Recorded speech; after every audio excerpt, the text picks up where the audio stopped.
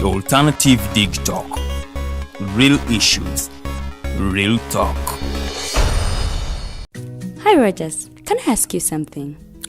Shoot. What does corruption mean? Well, summarily, corruption is abuse of public power for personal gain or for the benefit of a group to which one owes allegiance.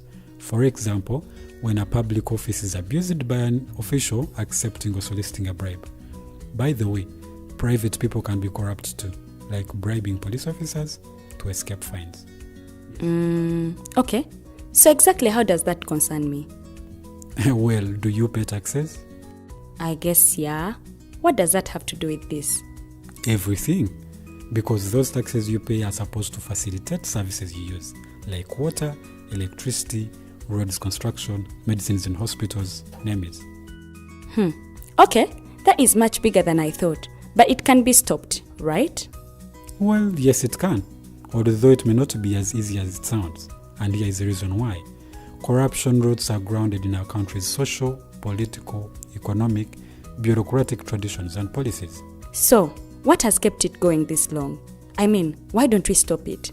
Well, the main reason why it has been here for so long is because institutions are weak, either as a result of poorly defined ethical standards of public service, weak administrative and financial systems, or ineffective watchdog agencies. What can we do to stop it? At a national level, we must focus on strengthening the independence and effectiveness of public institutions that fight corruption. At a personal level, we must commit to never giving a bribe. I promise I'll never give a bribe. Well, that's a great decision you have made. Me and you now have to spread this message to all our friends. If we all do our part, corruption will be no more. This message is brought to you by Alternative Digitalk. Looking for a pair of shoes? Let's Up Stores has a wide range of selection for unisex footwear. We have the best quality of all brands at pocket-friendly prices and we make deliveries countrywide. Just place your order or reach us on 0772 08 0090. You can also check up at Let's Up Stores on all our social media platforms. Let's Up, craft your own footprints.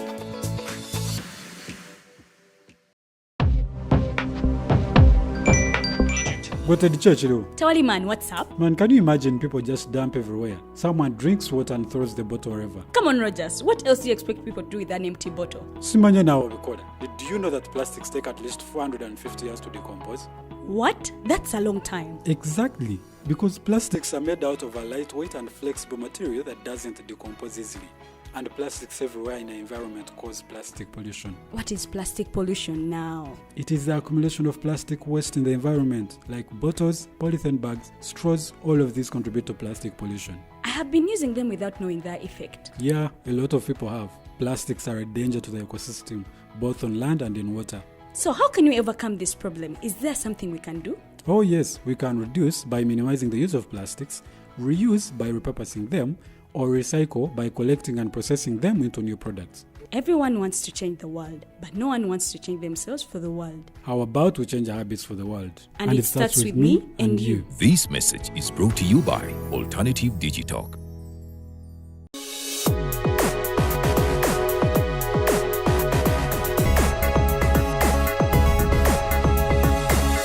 The Alternative Digitalk. Real issues, real talk.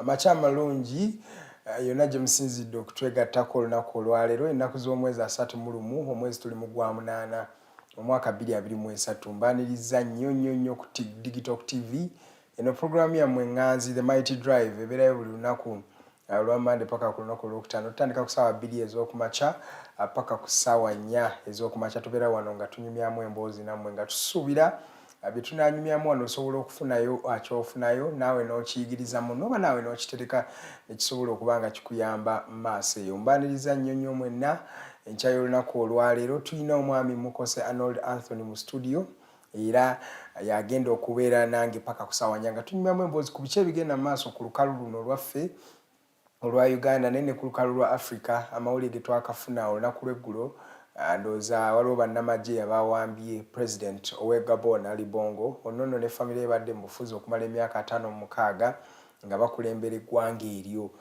So abannamagye oluvannyuma lw'okuwangula akalulu omwami nno yawangudde n'akalulu n'ebitundutundu 64 ku buli 100 ekitegeeza akalulu yadde akawangulidde waggulu naye bannamagye ababe bennyini bebo bennyini abamutaddeko kyewaliyise coup d'etat oba bamuwambyeko obuyinza olunaku olwaleero kiri ekikeeseza olwaleero wali abadde ku butambi bwabadde ayogera nti yeetaaga obuyambi okuva ndowooza mu bazungu basobole okukola kyonna kye basobola okukola okuzza constitutionalism mu ggwanga erya Gabon era yabadde yeekubira enduulu mpola mpola mu nsanja ezo.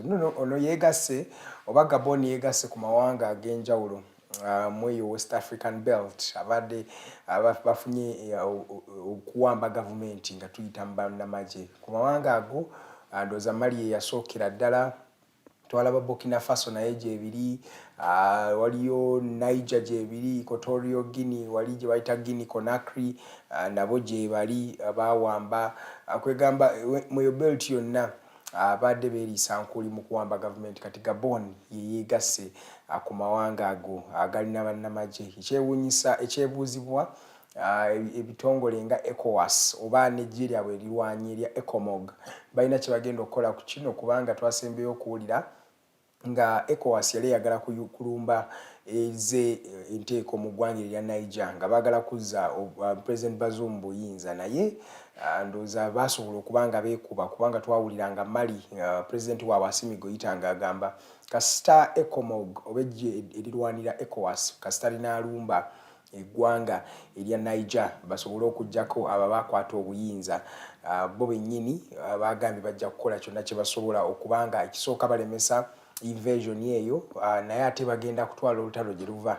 Assimi Goïta yakakasa nti bajja kulumba Nigeria mu Abuja nabo bazzeewo obuyinza oba omuntu yennyini yawangula akalulu ako bangi bagamba nti Bola Tinubu si yawangula akalulu ako aka Nigeria. So Assimi Goïta kwe okutiisatiisa oba okulabula kwe yawa abasajja bano aba ECOWAS. Kati ate atuwadde tukyali mu nteeseganya ezo tulaba kiki ekigenda okuddako kati laba ne Gabon obuyinza babuwambi kwegamba kiringa ekifuuse omuze mweyo West African Belt kati kifuuse kya bulijjo bannamagye okuwamba gavumenti ebeera eri mu buyinza. So bye bigenda mu maaso mu ggwanga eryo naye ne wano mu Uganda NUP yatandika mobilization zaabwe batandikira wali Mbarara district mwe balaunchinga offices zaabwe empya era babadde bali mu kumobilizing abantu beeyo. So we baveeyo badda mu district ye Kabarole oba kyewaliise Fort Portal abaaliyo mpola nga bali mu kukunga abatuulu okusobola okuba nga beetegekera akalulu akabindabinda.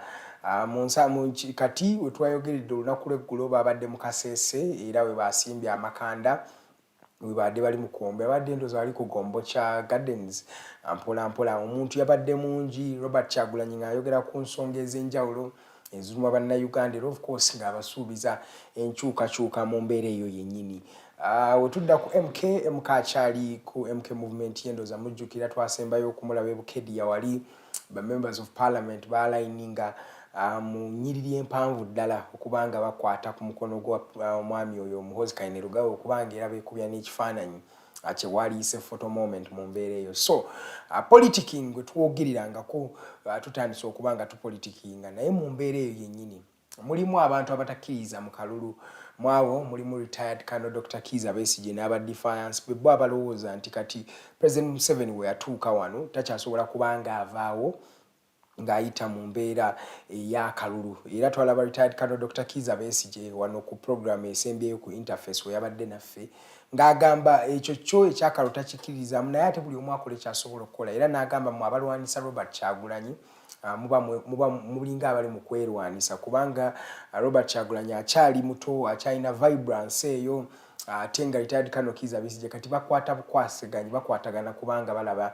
engeri gye basobola okubanga liberating amubanga banunula eggwanga lyabwe mu mbeera so yavumirira abalwanira abamulwanisa ne Robert Kyagulanyi abaleetawo enjawukana ezo n'alaga nti nno zino enjawukana teziriiwo neziri artificially made mu mbeera wekyo so wetuba tutunuulira political spectrum eri across tulaba nga NUP already eri on the front tulaba Defiance ne retired Colonel Dr. Kiza Besigye balina kye bapanga wansi eyo tetukimanyi kikyennyini ate kati wotunuulira President Museveni yalinga ali mu muleta ky'oyita one party state practically wadde si kyekiri mu bigambo kizo tegeeza ekirala naye nga wotunuulira kati eggwanga weeriri NRM yalanda kati it's like a system itself so oyinza okugamba nti bano ba DP bonna tubaleeta kwegatta ku NRM FDC ndozo owulira ebigenda mu maaso bonna President Museveni alinga ali mu luzungu kye bayita galvanizing forces together nga alinga alina kye yeetegekedde ate nga tukyayogera ku ebyo World Bank nayo yatuteekako dde envumbo tebakyaddamu kutuwa ssente zibadde batuwa ate nga ssente zibadde batuwa zibadde zicontributinga ebitundutundu bingi ku budget yaffe eno gye tubadde tulimu so kwegamba eggwanga wetwogerera bwe lityo bwe lifaanana so osobola okusindika message ku kiki kyolowooza ku ggwanga kiki kyolowooza ku bigenda mu maaso nangeri ki gye tusobola okubanga tukyusa eggwanga lyaffe muzikirize ennyaniriza omugenyi waffe olwaleero si mupya wano ye programs director w'ekifo kino Munnamawulire omukenkufu ayagasoma practicinga ate ayambye bantu bangi oba inspiring bantu bangi okubanga nabo bezuula mu mulimu guno gwe tukola ogw'amawulire omwami oyo ye Mukose Arnold Anthony nkwaniriza sebo nange nesimye okubanga enkyaleero nze gwolowoozezaako n'ongamba waayi sembe atunyumyenyumyemu nzaane sikitwala nga kyakuzannya naye omulabi waffe omulungi tukwaniriza nate twesiima nnyo bw'obanga gy'oli nga naffe gye tuli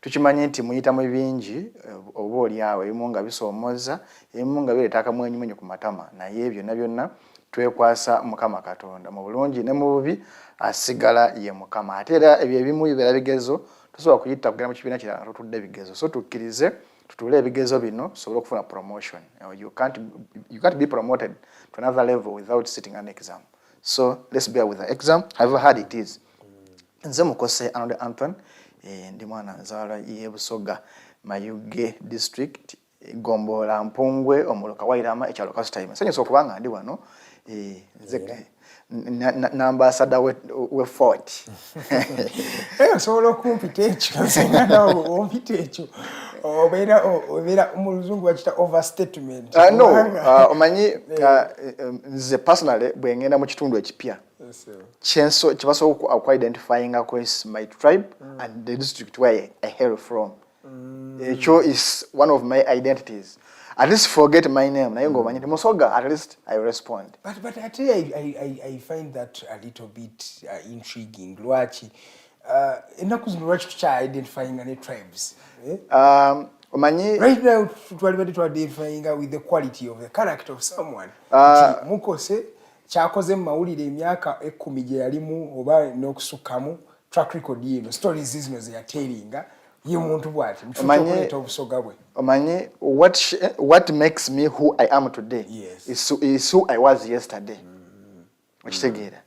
Who I am today is because of what I was yesterday.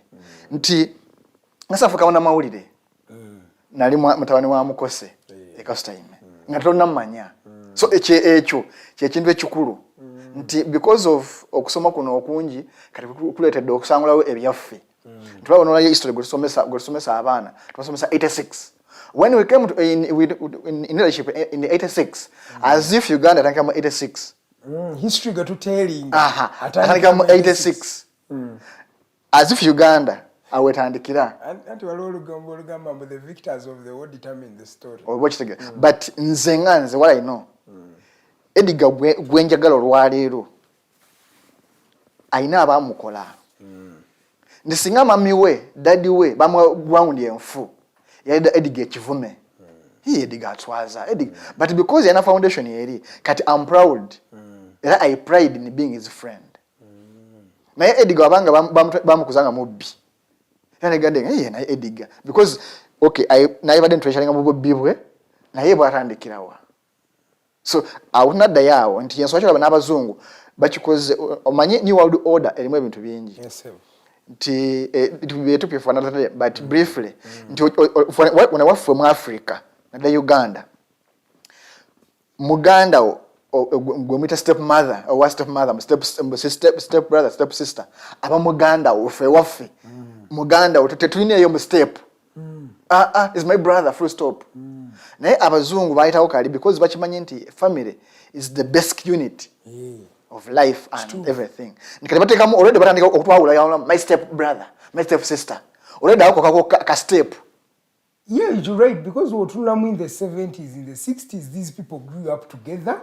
Mulira mu kibya kimu. Era nga wafu twali tumanya nti mama afumba ku Monday ne Tuesday. Ne tuya fenna. Kati Wednesday ne Thursday mama oli. Friday ne Saturday mama oli. Atukimanyi. Era nga otambula oli wadde bokusa mu kisenge kya muganda bagala abeno obeyo nga tali akola ki. Because that's Africa. Ateka tochasoa. Tekyasoboka because new world order eyimu ku set up yeyo nti divide bawule bonna buli muntu kulwe okitegera nti omuntu buli yegatta amuzibu wa controlling because njo kugira bamugana wa Edgar mbuze Edgar kyo tukikoye tutya naye mbanga Edgar mwana sijja kugera mwebuzaako jukira bagamba two heads are better than one naye kati already independent so ndikati tandikireyo okutumenya okuva ku ground eno netujja twawukana family we yawukanira togenda kuloza nti ggwanga lijja kisoboka ndwana wafu olwaleero Edgar oba muganda wange ngowagira NUP nze ngani wa NRM ekyo kakyokana kituma okubanga tukwatagana naye tuva Luganda naye because of politics tetukolagana completely ekitugatta kufiirwa kwa byanyimbe ewafu mu byalo naye campus kula na kasimo because oli wa NUP nze ni wa NRM kitegera nti twatwa ku level eyo so not until tuzeeyo ne twezuula ate the more we take long okwezuula the more gitusaanawo ate waliwo abantu kyendowooza okay obaka nkubuuze kino is this part of kwezuula ndaba ennaku zino waliwo phenomenon empya abantu batuuma amannya agatali ga bazungu oli n'atuuma omwana w'amannya gonna asatu nga gonna gali traditional namuyita sendikaddiwa sekamate no is that part of let's say and you know remembering who we are mumbere entuufu bwe kyali badde because nze nsobola okubanga manyi Mukose nga batano ewaffe nga malabako naye ate simanyi Arnold oba Anthony simanyi leso nakulaga nti yono kati lwaki mba nkuliriza nnyo Arnold gwesabangako nindeka Mukose gagalamidde wali nti okay bwe kyali badde naye because of modernization kati bwotandika okukuliriza sendikaddiwa asooka sendikaddiwa wokubiri sendikaddiwa wokusatu gwoli wa mizimu okitegera nti siganye sivumira saga tugenda mu debate eri abayinza kubanga bayinza okutukwata obubi tulumbya amadiini no we are not but kulaga nti tulina ebyaffe ngaffe nze being a Muganda oba Musoga tekinfuula wasitaani era gw'okubeera omuzungu tekikufuula wasitaani oba mutuukirivu si buli muzungu tyagenda mu ggulu ate si buli Mufirika tyagenda mu geyeena oba kitegere but it's all about how do I manage my life how do I nkyusiza nti obulamu because Bible egamba nti ebyoku nsi butuyigiriza eby'omu ggulu bw'oba nze maama wange nga tannafa yangambanga nti omuntu kubamanyira nti mulungi is how many people abamuwerekeddeko olunaku olusembayo obungi bw'abantu abakwerekeddeko bwogera ate era the kind of people that send you off tell who you've been and who you are bamalaya bazika bamalaya bannaabwe omutamivu azika mutamivu munne owa boda azika wa boda munne so those that who sends you off on your last day tell much of who you are banga obadde mubbi era babbi banno ng'omanya so nti ekyo kyali badde kituwa ekyokuyiga. So kyangamba nti I pride myself of one being a Musoga because I never applied. Era nze tuli abantu nati okuga eggwanga lye because baligirega. Nomubuuza oyo akugerega yakubawo application. Egamba njagala nve muli eggwanga lyagamba nti yetegeevu. Bw'akulaga application eyo, then he has all the right to speak, to belittle, to abuse, to insult, to laugh at you of your tribe. Naye obanga naye yajjanga nze bwenajja, then tulina narrative nga bagamba nti Abasoga basiru. But nze nga sikira buzibu because nga nange manyi okwejerega n'okubajerega Abasoga bannange bw'okola ekitategeereka kanga ngamba mu abatuswaza abatumaganya oba kitegere bw'ongamba nti Abasoga basiru sijja kuyomba naawe kyalina okukola. I have to work hard to prove you wrong. Siri musiru.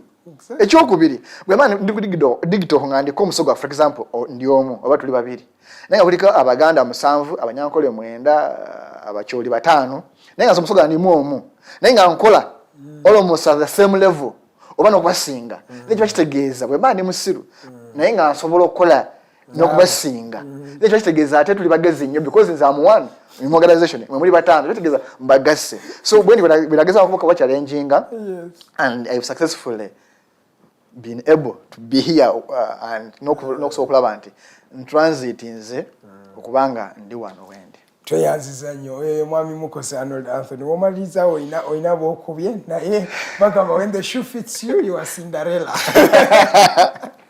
Tugendeko mu bigenda maaso mu ggwanga lyatandikire wano wetu tunafulumako wabweru. Arnold, eggwanga oliraba otya 2023 August kati nga tumumazeeko. What is your lens? Eggwanga Uganda olaba eragawa direction kije tulina kati? Wetukidde olwaleero nga actually sijagamba nti Uganda yokka but it's becoming global. Bwetudda omanyi ebisa ebisinga tugenda twerimba sibuna byabufuzi.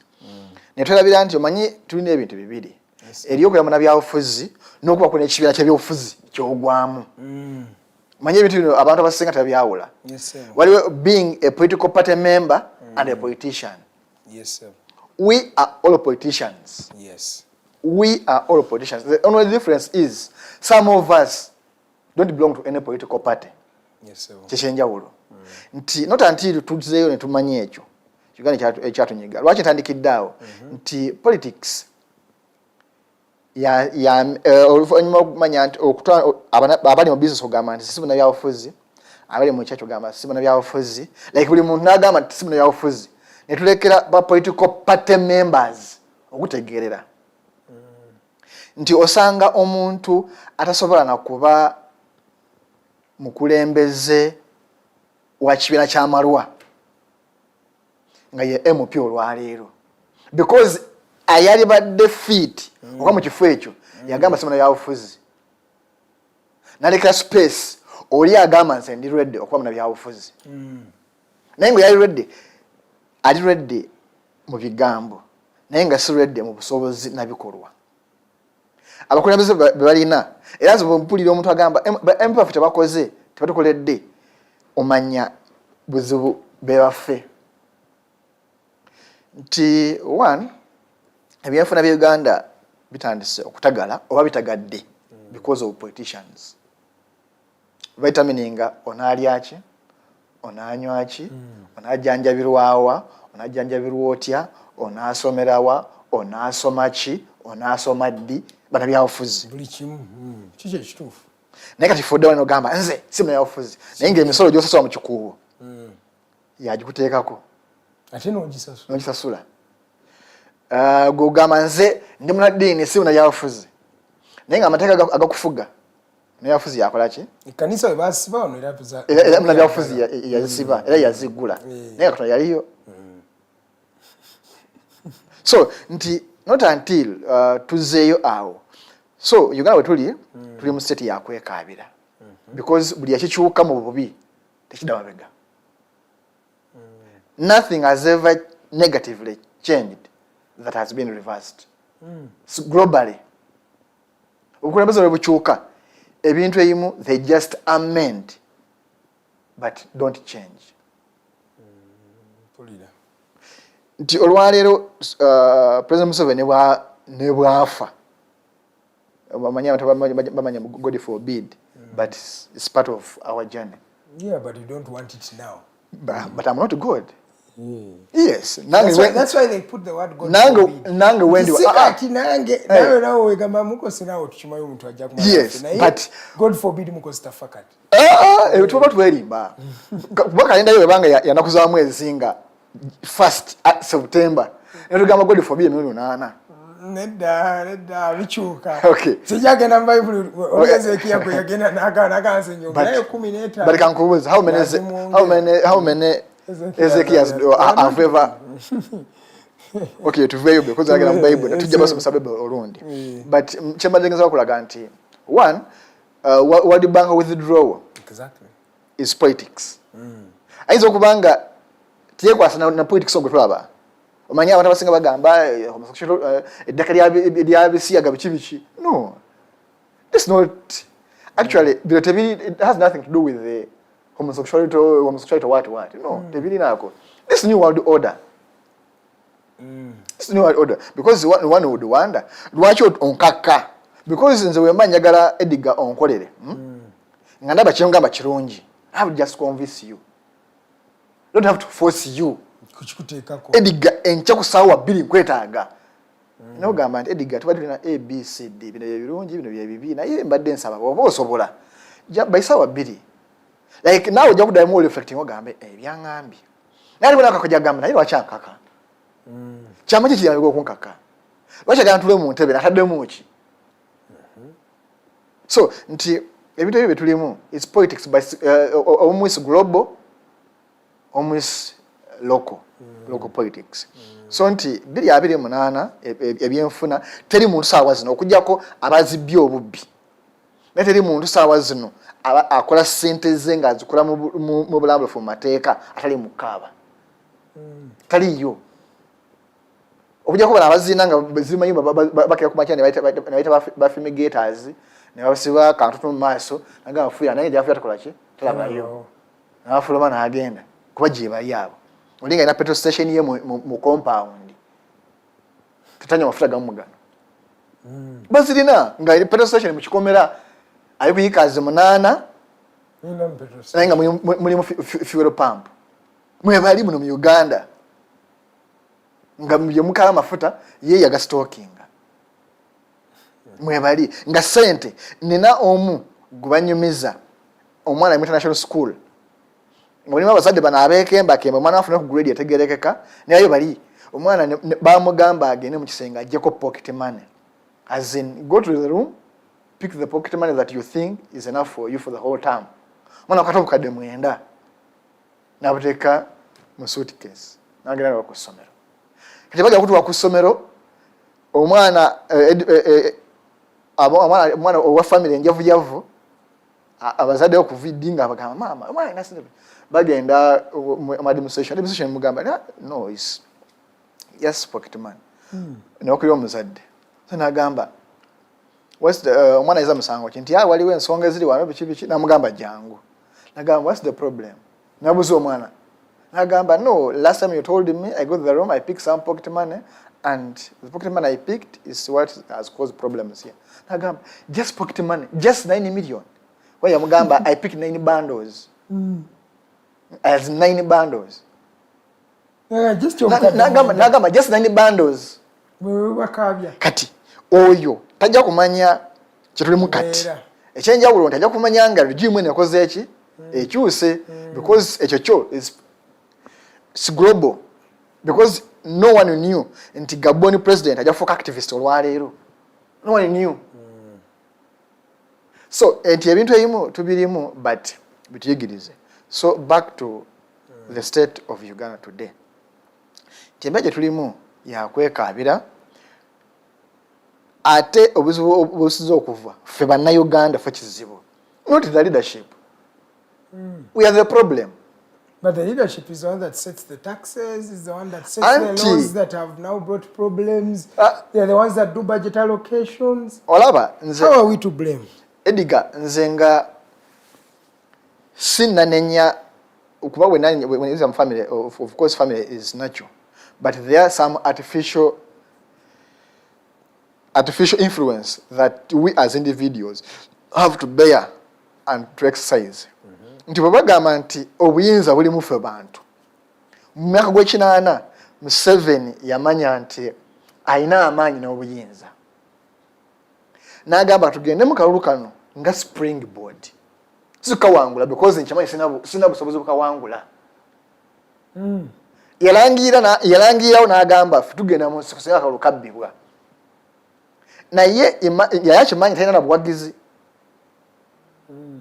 Ati tiyagamba nti singa banziba. Singa kabbibwa. Obaani singa kabbibwa. Kasita banabba akalulu. Yafuna mubaka ogwo. N'omweka. Yafuna akalwaka. Christmas Yonga. Akalwaka. N'agenda mu nsiko. Maanyi ga muntu. Byagenda mu nsiko yamanya talina public will. Abantu bamumanyi is not appealing. Tebatalina bamumanyi. N'akwesa abantu okutta abantu bannaabwe n'abaluwalinga. Ekiro ayambala uniform ya government natta aba bulijjo kati nga teri omuntu wa bulijjo addukira eri bali abatta. Instead bana kudukira bayeekera abaana abasavinga. Nawulira otafiire ng'akyogerako ekintu ekyo. Kitegera nti akuteramu entiisa forcefully n'omujoininga. Kati gwe to praising. But nze sigambye nti let's go violent. Naye ngamba nti ne ssemateeka atuwa obuyinza. Agamba nti singa olaba omuntu yalina avuruga ssemateeka n'ogenda mu nsiko akitwala kiri mu mateeka for as long as you're not arrested. Clause egamba nti you shall do anything that will underline the word anything. Tetegeeza n'okujjako President Museveni mutwe. For as long as obali successful. Ne Museveni was a criminal. Yes. It's true. Bamuyitanga bandit. Yali musi, yali mutemu, yali mubbi. Buli kimu yakikola. But olwaleero gwe praising. Bwe bukulembezewe agera myaka ana. So sibateeka awa bannayuganda kyongamba nti ffe we are the one to blame. So do you think besi jaka kumachana agamba n'alangirira nga takutaguddewo bugwi. Manye eriyo ogamba nkedo manye nekala kasangenze. Tujja okwekasa ogamba era kitwa tugambyeko. Naye agamba nti utandika ne Monday tulumba kibuga. Best you feel it, your business affair. What would the table natuka? When is the right time? I think you see the thing is when the time is right. For example, in 1980, when Museveni rallied the population behind him, it came. Museveni never rallied any population. Rallied they were 27. That's not the population. 27 and 37 was a springboard to get another 20, another 30, another one. So he rallied the population behind him. And that time someone can say the time was right because the people believed in him and they believed in his cause. People died for him. Those who didn't even know who he was. Abantu baganyi oku rallying behind retired Kanokiza Bestie. Maybe it's not yet the right time. Or maybe the problems you're talking about, Ugandans are not feeling them. That's Chengamenti, the gullibility of us, me inclusive. Do you call it gullibility or do you just say it's just people who are just comfortable with the status quo? Not being comfortable. Okay. Stupidity. Wumba tutu bwaffe. Busirusiru bwaffe. Utategeera waffe. Ebigambo byogera binene. Ati nange nevumye. Yes. Because ngamba demba vumye ali demba mbavuma. Na yeffe. Nga nange mwendi. Nti bwe kibanga Museveni abantu nga Besigye, abantu nga Bamuntu, they were not even 30. But they were ministers. And impactful ministers. Siba before. Nenga nolwaleero twakalikodi yaabwe bye baakola ebirungi bingi okusinga ebibi. Obasibe bali mu 6th parliament abo. Ebirungi bingi okusinga ebibi. Nti bajja kubuuza nti mpaayo ekibi kimu. Okay, mpaayo okay. Muntu yali mu government ya Museveni kumala ebbanga mpaayo ebibi 5 byakola. Ompeeyo ebirungi 10 byakola. Bajja kuwa ebibi 13. Bakuweeyo ebibi 2. ejja kuwa ebirungi 13 bakuwe bibiri bakuwe minisita wa Museveni owaleero ow'ekisanja kino omuvubi nga tannamala ku myaka 5 bakugambe nempaayo ebirungi 3 nti mpaayo ebibi 5 n'ebirungi 5 bakuwe ebibi 9 bakuwe ekirungi eki kimu kitegeeza ki nti ffe we are after us bwefuna ekifu nekusiza ntya muntu bwe yali MP wa East Africa bwe yava parliament bwe yamalako emirimu yagizaayo yeka yali akikozeko okuntu getumanyi naye kufa ani akisobola yalina integrity egambe motoka yiyonje nagifuna because mbadde MP kati sikyali kwate motoka yange muntu is one person gwe basondera nga bwe nagamba nti mugenda kuwedinga naye mukwano gye kuwadde mukoze budget katugezi yawo kadde 10 embaga neggwa nakwata balance nayita akakiiko nagamba balance wasigaddeyo emitwalo gyaffe 6 gigino kufuana ani asobola okukikola nagamba nti omukolo guwedde balance waffe wuuno nze sikikola sijja kulimba kumbaga eyange olwaleero sikikola balance asigala baba agenda olwaleero Besigye mu kalulu ka 2016 bamwa offer eya trillions of money twakabitegeera nno kati kufe wano ani asobola okukikola azigana kufe ngamba kufe nga nange mwendi kwesagala kumwe kubanja kuba nefudde sente kufe wano ani asobola okukikola nti wano tulina abantu nga babadde omuntu akola obulungi tetumwagala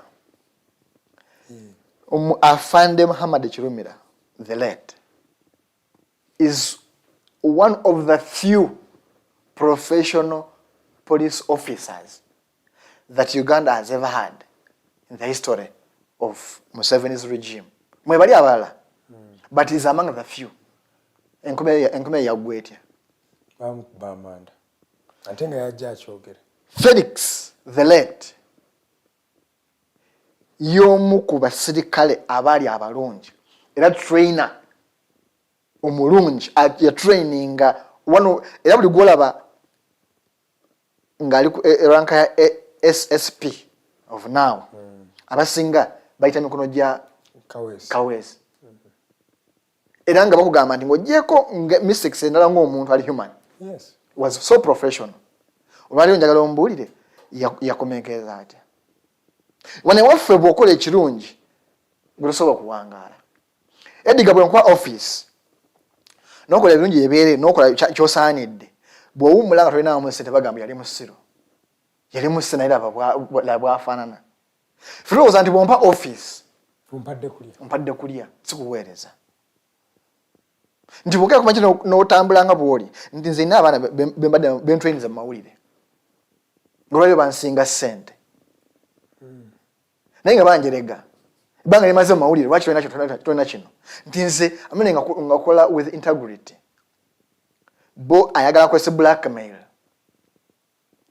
ye afunemu agende fine sigana funamu but what is your impact as a professional not an impact as an individual okitegeera tize ntwayinize bangi abamanyi bakubaisa nemugamba ekyokoze si kirungi but siugambye tokikola naye jasi nkyalabe si kirungi but please go ahead kiba kikuwa essanyu era nabampita Mr. Professional nti nsooka neŋŋamba nti okay kino kuba eriyo mukose nze nebayo mukose Munnamawulire kensooka neŋŋamba kino nkikola mu category mu mbeera ki Munnamawulire ng'omuntu because Munnamawulire alya anywa alina bye yeetaaga naye ate kuba Munnamawulire kitegeeza nti genda obbe genda owayirize because oyina obusobozi kakiringa omuntu ogamba nti olwokuba ndi musika ine emundu nkola road block onyage naye nga ate nina obuvunanyizibwa bwetaaga ssente so naffe oyagala ogamba mu integrity egenze etugwamu okola ekintu ekituufu nga terina akulaba like olwaleero osooka neŋŋamba naye kino kyenkola nfuniramu wa nti abaana bange bajja funamu kasente bajja funa ekyoku but nti nze olwaleero bwe nziba amabati ga kalamojja okwekusa nze already nze nina naye nga siri bubi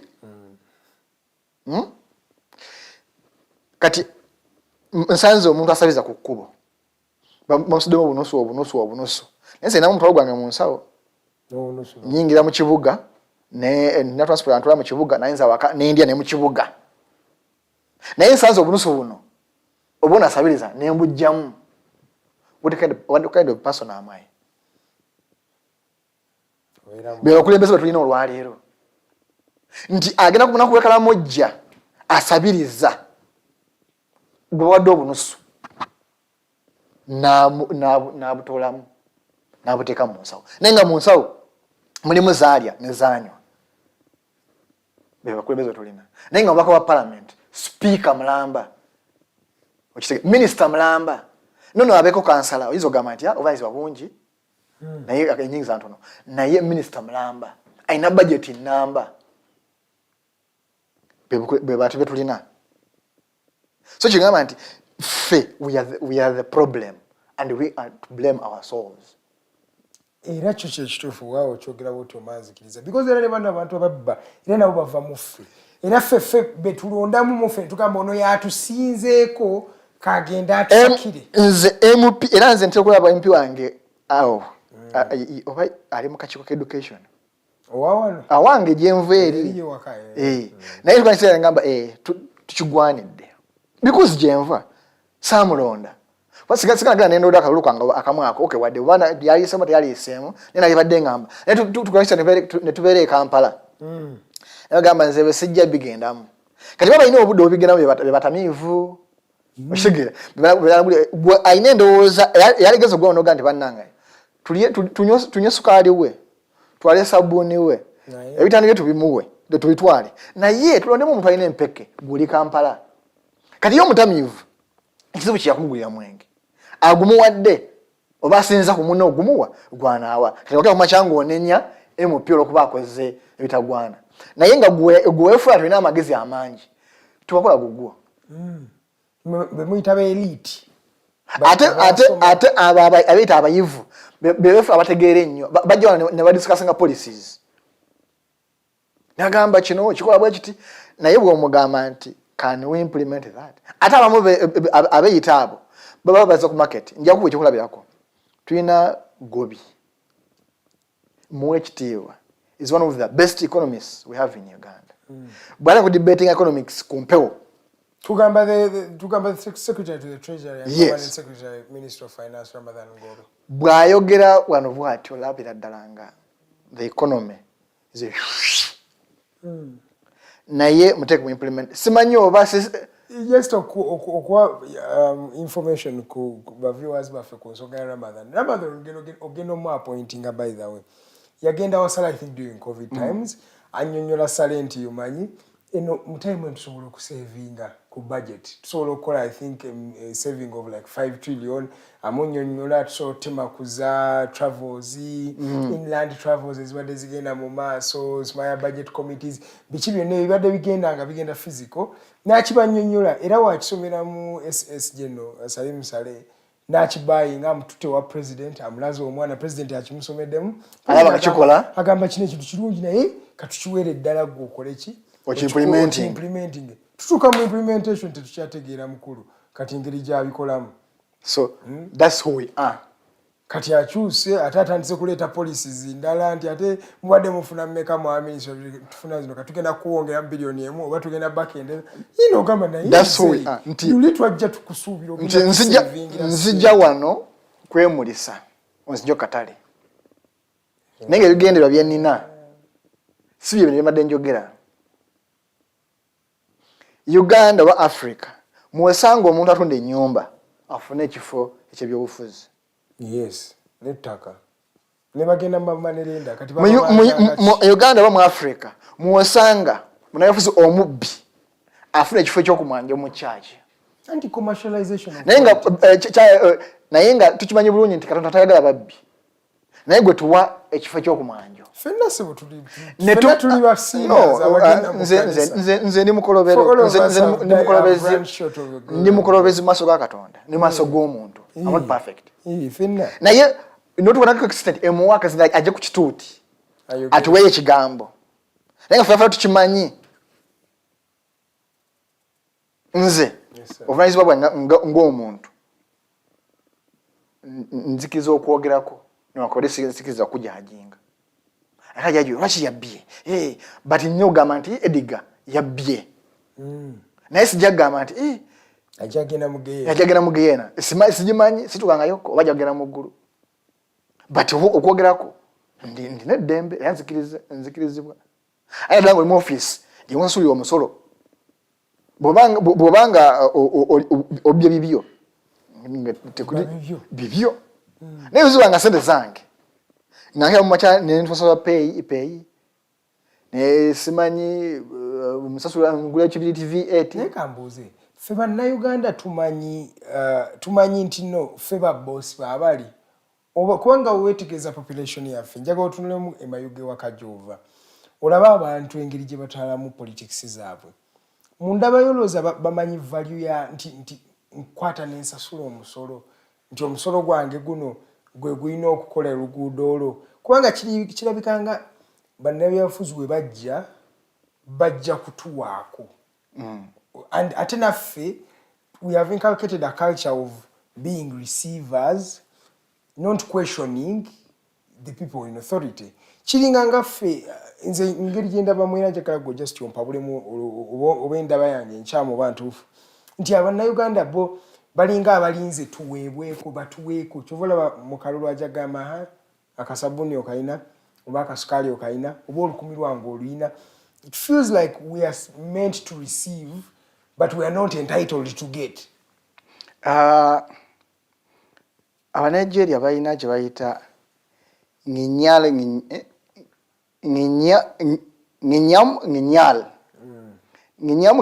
but nti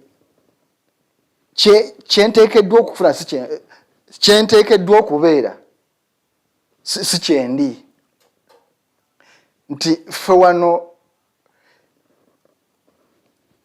like omunabyabufuzi bwampa abanyambye. Exactly, that's the thing. Like webale nnyo taata webale sebo webale bambi webale kukomawo oba kitegere naye bannabyabufuzi tubanenya because abalonzi we are demanding. Ate ekyatandikira eyo nti betwalolanga tebadda buli agutosinga tadda basooka ne basindika omuntu tasasudde nga tabaguliridde naye nga bamusindika mu parliament akumawo nga wayise emyaka 5 kati omuntu n'agamba okay sooka ontemera akanga tonagenda buli ajja namugamba nti todda kutwebuuzaako todda twapudetinga kati tutemere mba sukaali ekiro nze nkuwaaka omanyi ntwawukanye so kati omuntu kwati bwakomawo n'abalambulako muwebaza bambi webale kudda kuba twamanyira buli sindika takola ki tadda nefe abamusindika ati kigezo ogamba nti omuntu ono twakkiriza batugule nti ajja gamba can saving nti buli mwaka gumunzireyo nze mugule bupya nti Giacomo eneringa business can saving capital gano magoba ono capital n'amanya nti emyaka egisooka 3 nkomyewo capital wange natunda nyumba nafuna loan natunda ttaka oba kitegeera bwezivumala okukomawo n'agamba okay zikomyewo nzimbye amaka kati zikansefinga zino zakalulu akaddako ayina ne tukikkiriza nti okumanya Uganda oba mu Africa tuli basiru mu bibuga tulonda agudde mu myala oyo waffe atubeereddewo nnyo we oye waffe nga tofuddeyo kuwuliriza bimuvuddemu quality nti ojja kwebuuza lwaki omubaka nga Ssemujju Ibrahim Nganda NUP omuteekako omuntu bwe tubanga tekikuyagaliza okay tugambe nti opposition ffenna Ssemujju atukoze kibi ki bwe kibanga obufaanisa obwa MP emirimu giri ena kiki atakoze nti byonna abikoze lwaki badde tumuteekako omuntu nga opposition bwaba wa NRM ugamba tumuteekako tuteekeyo oki owaffe naye owaffe lwaki bamuteekako omuntu Latif Sebagala Sengendo teri mubaka mubi baka mukuba naye lwaki mumuteekako omuntu twamuteekako Kaziwe Bashir Segirinyi twamuteekako Segirinyi Munyagwa yali MP mubi tumuteekako Kaziwe that's who you omuntu alina okukyukakyuka no sigamye kukyuka naye njagala NRM ewangula oyo oba tumuteekako omuntu nga tumaze okumufaultinga tumugamba nti Edgar tukwadde emyaka 10 eni bitakusuubiramu toperforminze bulungi understandable naye eriyo MP kasawa ze bakira kumakya ne bagamba nti Kaziwe Bashir ko jawange bamutaddeko omuntu wanti muntu asobola kugamba nti lwaki bamutaddeko tetumulabye okitegera teri asobola kugamba nti naye bakoze bubi olwali bwakira kumanya ogamba nti Ssemujju akomyewo alangidde nti nkomyewo naye omuteekako opposition omulala gwe oyagala ki politics okweyagaliza yasinze okumenya Africa ate deliberate because it's one of dictators abasinga bukuli bakozesa nti amanyoke tubasulemu enjuki basaatuuke kuba omuntu ategeera why do you receive money from your opponent olwanyise mukwano gwo why do you receive money nze ne Edgar tuli bamukwano naye nze nenfuna sente okuva wa Ali gutagana naye nga fena nze ne Edgar twagala Ali naye ayina mpasa ziri receiving anwanise Edgar twategeera kikiri mu FDC kikiri mu NUP already received the money to fight Besigye not FDC allegedly yes I'm using it because FDC already received the money to fight NUP naye nga bazijja wani gobeta dictator gwelinda tuba ati FDC eyulise omanye ensonga lwaki bakyaganya okukola delegates conference aba NUP omanye lwaki bakyaganya okukyusa obukulembeze mu NUP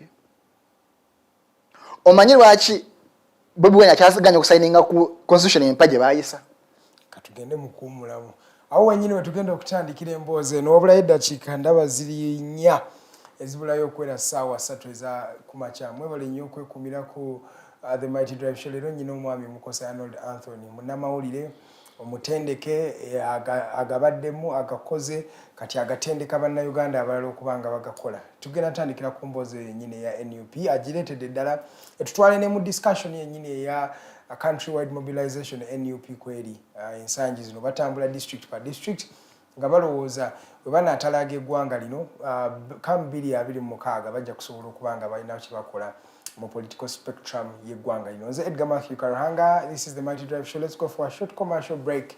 We'll be right back. Looking for a pair of shoes? Les Hub Stores has a wide range of selection for unisex footwear. We have the best quality of all brands at pocket-friendly prices and we make deliveries countrywide. Just place your order or reach us on 0772 08 0090. You can also check up at Les Hub Stores on all our social media platforms. Les Hub, craft your own footprints.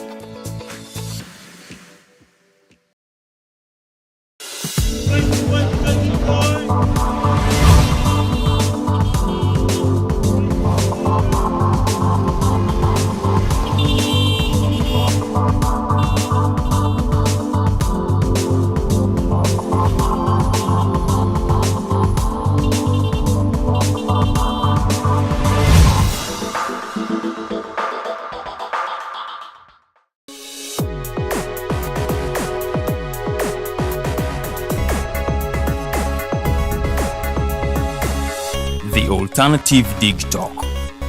Real issues, real talk.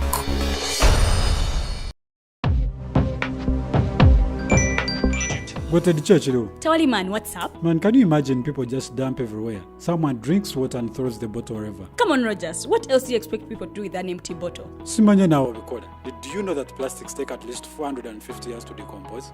What? That's a long time. Exactly. Because plastics are made out of a lightweight and flexible material that doesn't decompose easily. And plastics everywhere in the environment cause plastic pollution. What is plastic pollution now? It is the accumulation of plastic waste in the environment, like bottles, polythene bags, straws. All of these contribute to plastic pollution. I have been using them without knowing their effect. Yeah, a lot of people have. Plastics are a danger to the ecosystem, both on land and in water. So how can we overcome this problem? Is there something we can do? Oh yes, we can reduce by minimizing the use of plastics, reuse by repurposing them, or recycle by collecting and processing them into new products. Everyone wants to change the world, but no one wants to change themselves for the world. How about we change our habits for the world? And it starts with me and you. This message is brought to you by Alternative Digitalk. Hi Rogers, can I ask you something? Shoot. What does corruption mean? Well, summarily, corruption is abuse of public power for personal gain or for the benefit of a group to which one owes allegiance. For example, when a public office is abused by an official accepting or soliciting a bribe. By the way, private people can be corrupt too, like bribing police officers to escape fines. Okay. So exactly how does that concern me? Well, do you pay taxes? I guess yeah. What does that have to do with this? Everything. Because those taxes you pay are supposed to facilitate services you use, like water, electricity, roads construction, medicines in hospitals, name it. Okay, that is much bigger than I thought, but it can be stopped, right? Well, yes it can, although it may not be as easy as it sounds. And here is the reason why.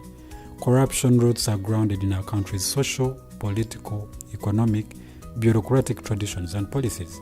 So, what has kept it going this long? I mean, why don't we stop it? Well, the main reason why it has been here for so long is because institutions are weak, either as a result of poorly defined ethical standards of public service, weak administrative and financial systems, or ineffective watchdog agencies. What can we do to stop it?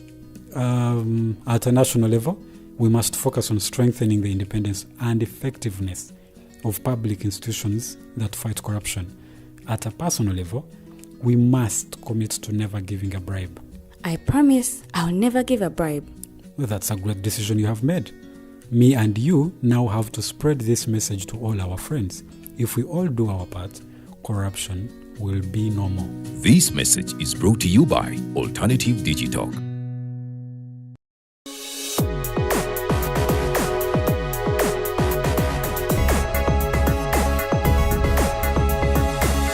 The Alternative Digitalk. Real issues, real talk.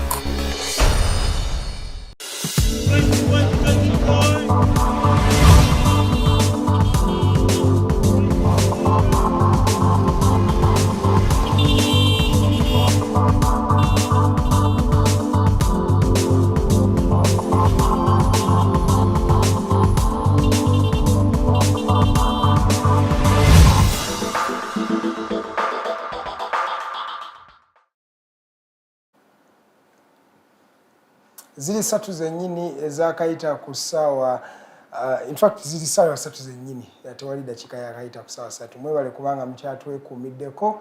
Nze Edgar Matthew Karuhanga nkyali n'omwami Mukose Arnold Anthony abatamumanyi ye programs director wa Digitalk TV Munnamawulire agasomesezza agakoze era kati atendeka bangi okubanga nabo bapracticinga mawulire. So yakyali naffe tukyanyumya ku mboozi Uganda weefaanana. Essaawa esooka abadde akunyonya just ekizibu Uganda kyerina kyekituleetedde okutuuka wano we tuli era kati tubadde tugenda mu kuwummulako tubadde tutandise emboozi eyo Mr. Mukose eya lwaki NUP tennaba kukola delegates conference oyogedde ku nsonga lwaki ssemateeka tebannaba kumuyisa omutuufu tebannaba kubanga bamusayininga on kiki obadde otegeeza wa obadde olaga? Amulabe waffe nkweyanza okubanga okyatugoberera sifa abagezi nnyo ate sife abasiru ennyo.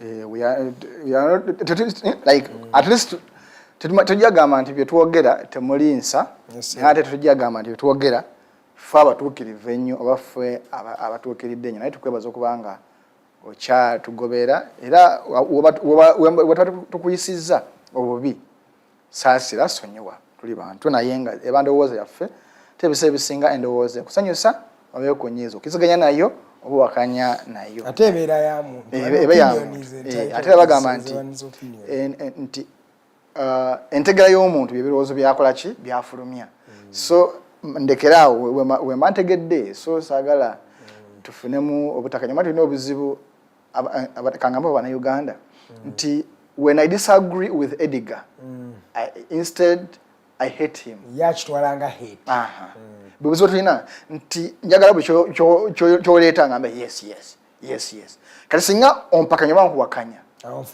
ofuuka mulabe ompalana tonjagala okitegeera nti nota nti tuze tumanya nti okay nebadde debate naye ate anjagala timunaako obuzibu so bwe buzibu tulina back to ku nsonga y'obuuzizza ekindesezza ekyo mbadde ntandikidde wali okulaga nti polisi gwe tulimu ow'okweyagaliza nti ŋŋenda ew'omulabe nenzigyeyo ssente okuba mukwano gwange ate nga ffena tuba tulwanisa omulabe omu nga nkugamba nti ebizimu ku nsonga ezikyali abantu babadde bajaganya ekiri mu FDC money issue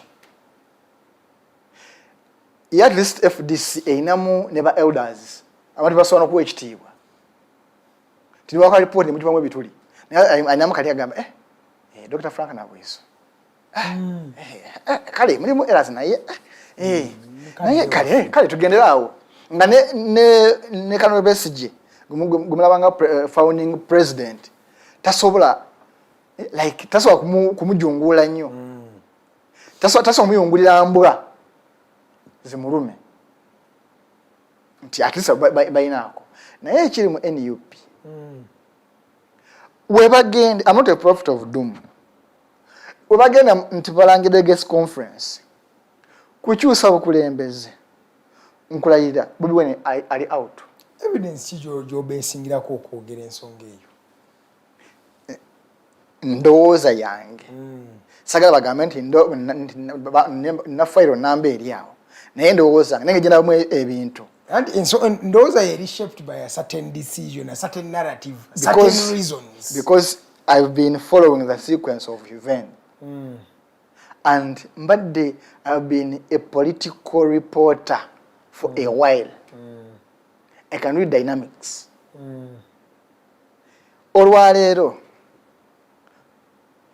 bwe tuwogerera nga state already erina bacandidates baayo mu NUP. Nga these candidates balina obusobozi obufundinga facilitating campaigns. Eriyo abamu abali ku trail for now mu NUP ne Bobi Wine obona Lukyagulanye Center nga they are not with him for the mission of the party. They are with him on their personal mission in the party. But that has also been in the past. There are people who were with Besigye and they never wanted him. They were looking for positions. Even in Upinga, but these are 5 years down the road. Which are the narrative? No. Chagulanye tanakosa myaka jinetano kulaba abantu batufu. Kati kankubuze. Ngasoke nga tupozenga wali. Baba we myaka 5 fine. The NUP, the young NUP of Bili Abidi. Is it the same NUP of Bili Mwesato? As in unit-wise? I don't know. It's subjective. Nti, omanyi twawule a movement and a political party. Singa movement is singa and movement yasigalanga movement singa tekyaliwo completely so okay singa wali mu bigambo but singa tekyaliwo like as nti they can be brought to order. Because buli muntu wafuna obukulembeze.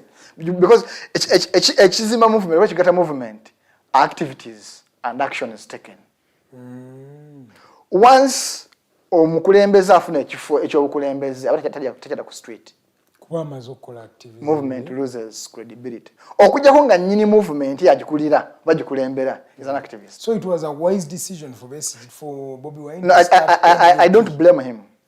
I don't blame him. No, nze nganze ng'ogyeko selfish leaders. Ye ng'omukulembeze fine bw'aba akulembera movement yali kyagadde akulembera movement.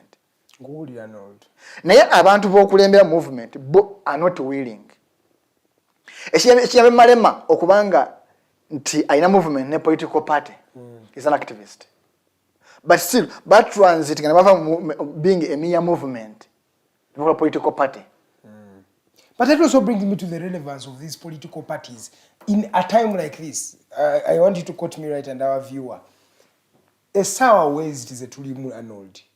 Do we still need political parties? Njagala omuntu ambulire. Sour, you know. Mu Africa, which political party has ever overthrown a dictatorial government or long reigning leadership in Africa? The political party avuddeyo nga political party nejja Mukuba nemujjayo. Movements. Movements, insurrections, coalitions.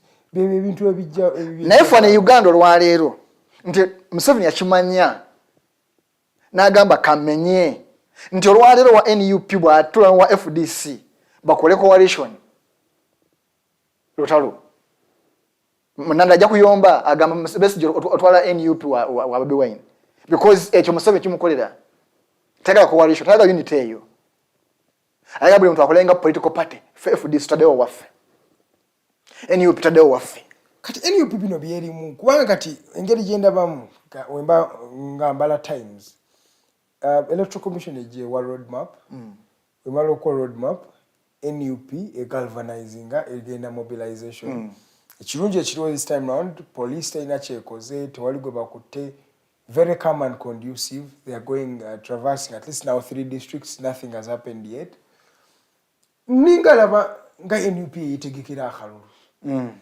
And jagala kati to ushering in the conversation of akalulu in 2023. What NUP is doing, what Kizza Besigye is doing, it feels like it's the total opposite. Kizza Besigye is telling us, please, akalulu nkabaddemu emirundi esatu tekaina kyekatuleetera. Oli akategeka akuwadde ensonga, oli akategeka yasasula abakategeka yaba appointinga. Mirundi gye twesimbyewo mukaaga ndowooza kati guno gugenda gwa 7 teri yali akawanguddeko. Naye tusigala tukyayimiridde ku kalulu ako kennyini. Bombi batuufu. As a political party,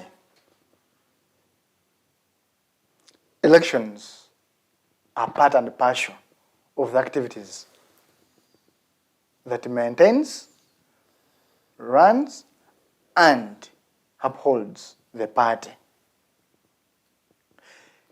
Besigye, as an activist, a political activist, is also right because achieved. We are shaped by experience and history, not by who we are now. Besigye achieved. Ye akugamba nti akalulu on its own. Tagama omanyi we got him wrong. Tagama nti tumugira mu kalulu. Naye ogamba nti akalulu on its own.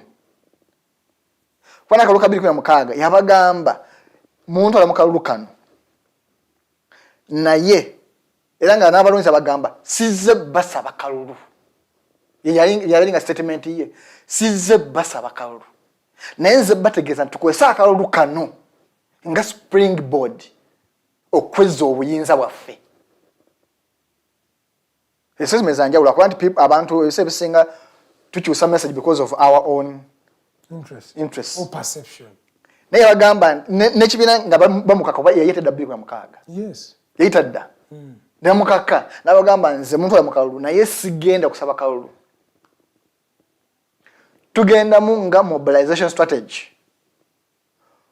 kutusomesa abantu kubagwe mukasa wako tulina okusoboka nabo freely nga tutegezeganyiza security kubategeeza vunanyizibwa bwabwe kubategeeza kana akawulu bagenda kabba naye bana bakabye tukola kinga abantu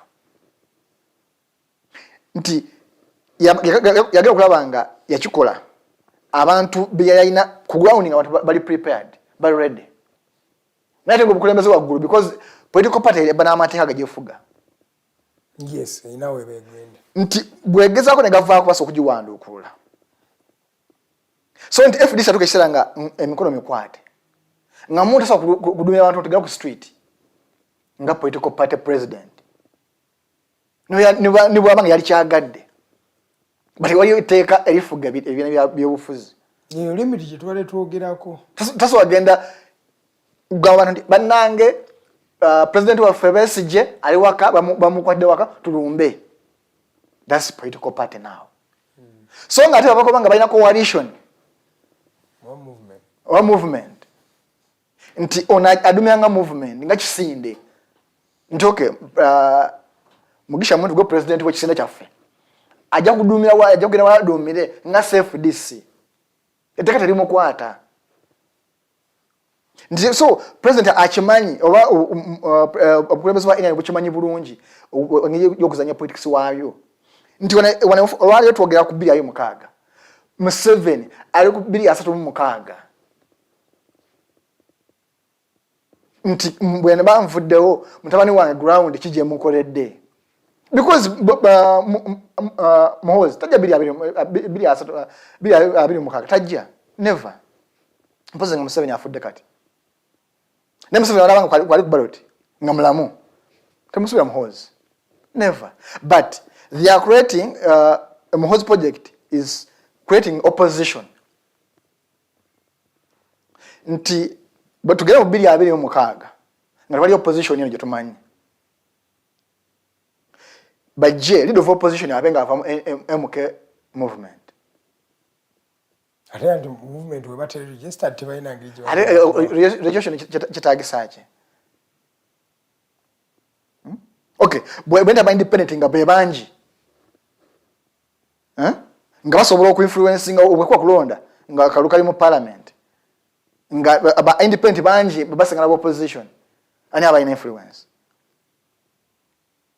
assuming opposition ina ba MPs bona bana 10 independent bali 2 wali decision yokusalawo naye nga ba independent bano ba MK movement akaluka bagenda wana nenga twagalayo obwawula buli 10 Eri asigala ali opposition ne wakwada abatalina bukulembeza opposition ne bali opposition ekyokulala temwewunya anytime nga Muhozi afuse vice president oba afuse minister wano batu waddemu nabanja nga president for 3 days nengula gamba nemba gamba nti nabanja wa vice oba president tekyali nti kuba itaka ligamba nti president wabataliwo ne vice aliwo speaker akolachi yabachikwata lwaki yagamba nti speaker obuyinza bukukiriza because then the president naye obuyinza kulonda omuntu asobola okwanga ndi wano nakubira essimu delegating asobola okunkubira essimu okitegeera alina obuyinza obwo naye lwaki yagamba okubadde ne obuyinza nene semateeka ekkiriza speaker okutaking over oba judiciary chief justice nagamba siriwo for 2 days ndi mulwadde naye emirimu ginkwatiramu yakitaddewo netugamba it's normal Nagera yabuteka mu cabinet kubanga tira yeyiye. Nagamba no gamba he omukazi atufuze bali mugamba omukazi atufuze joking now yagezwe baba ngakikola. Ajaga kumachaga mbe vice president wange ngibule myezi 6 tugenda mukalo. Agambe ye Muhozi Kene Rugaba. Simateka gamba nti obera vice president ngo president afude myezi 6 mweka mugenda mukalo. Myezi 6 jimala omuntu obanga setenze chono okubanga but soke tudeko mobilization in ya NUP bili chenda mukaga tukambe president Museveni yakawangula katugambe yakawanga because at least there was still support there was still political base nese mogere nyinda sola gamba nti banziba 2001 utandikidde okuwulira foul play banziba 2006 2011 2016 2021 those are 5 times you have tried something and it has failed wadde ogambye mbuno it's a springboard era bakakozesa nga springboard nekigaana NUP kikyenyini kyali mu kukola kati ebigambo gwe nga munnamawulire obadde owuliza Robert Kyagulanyi biki byayogera biki byagamba bano abantu bagenda a meeting the challenge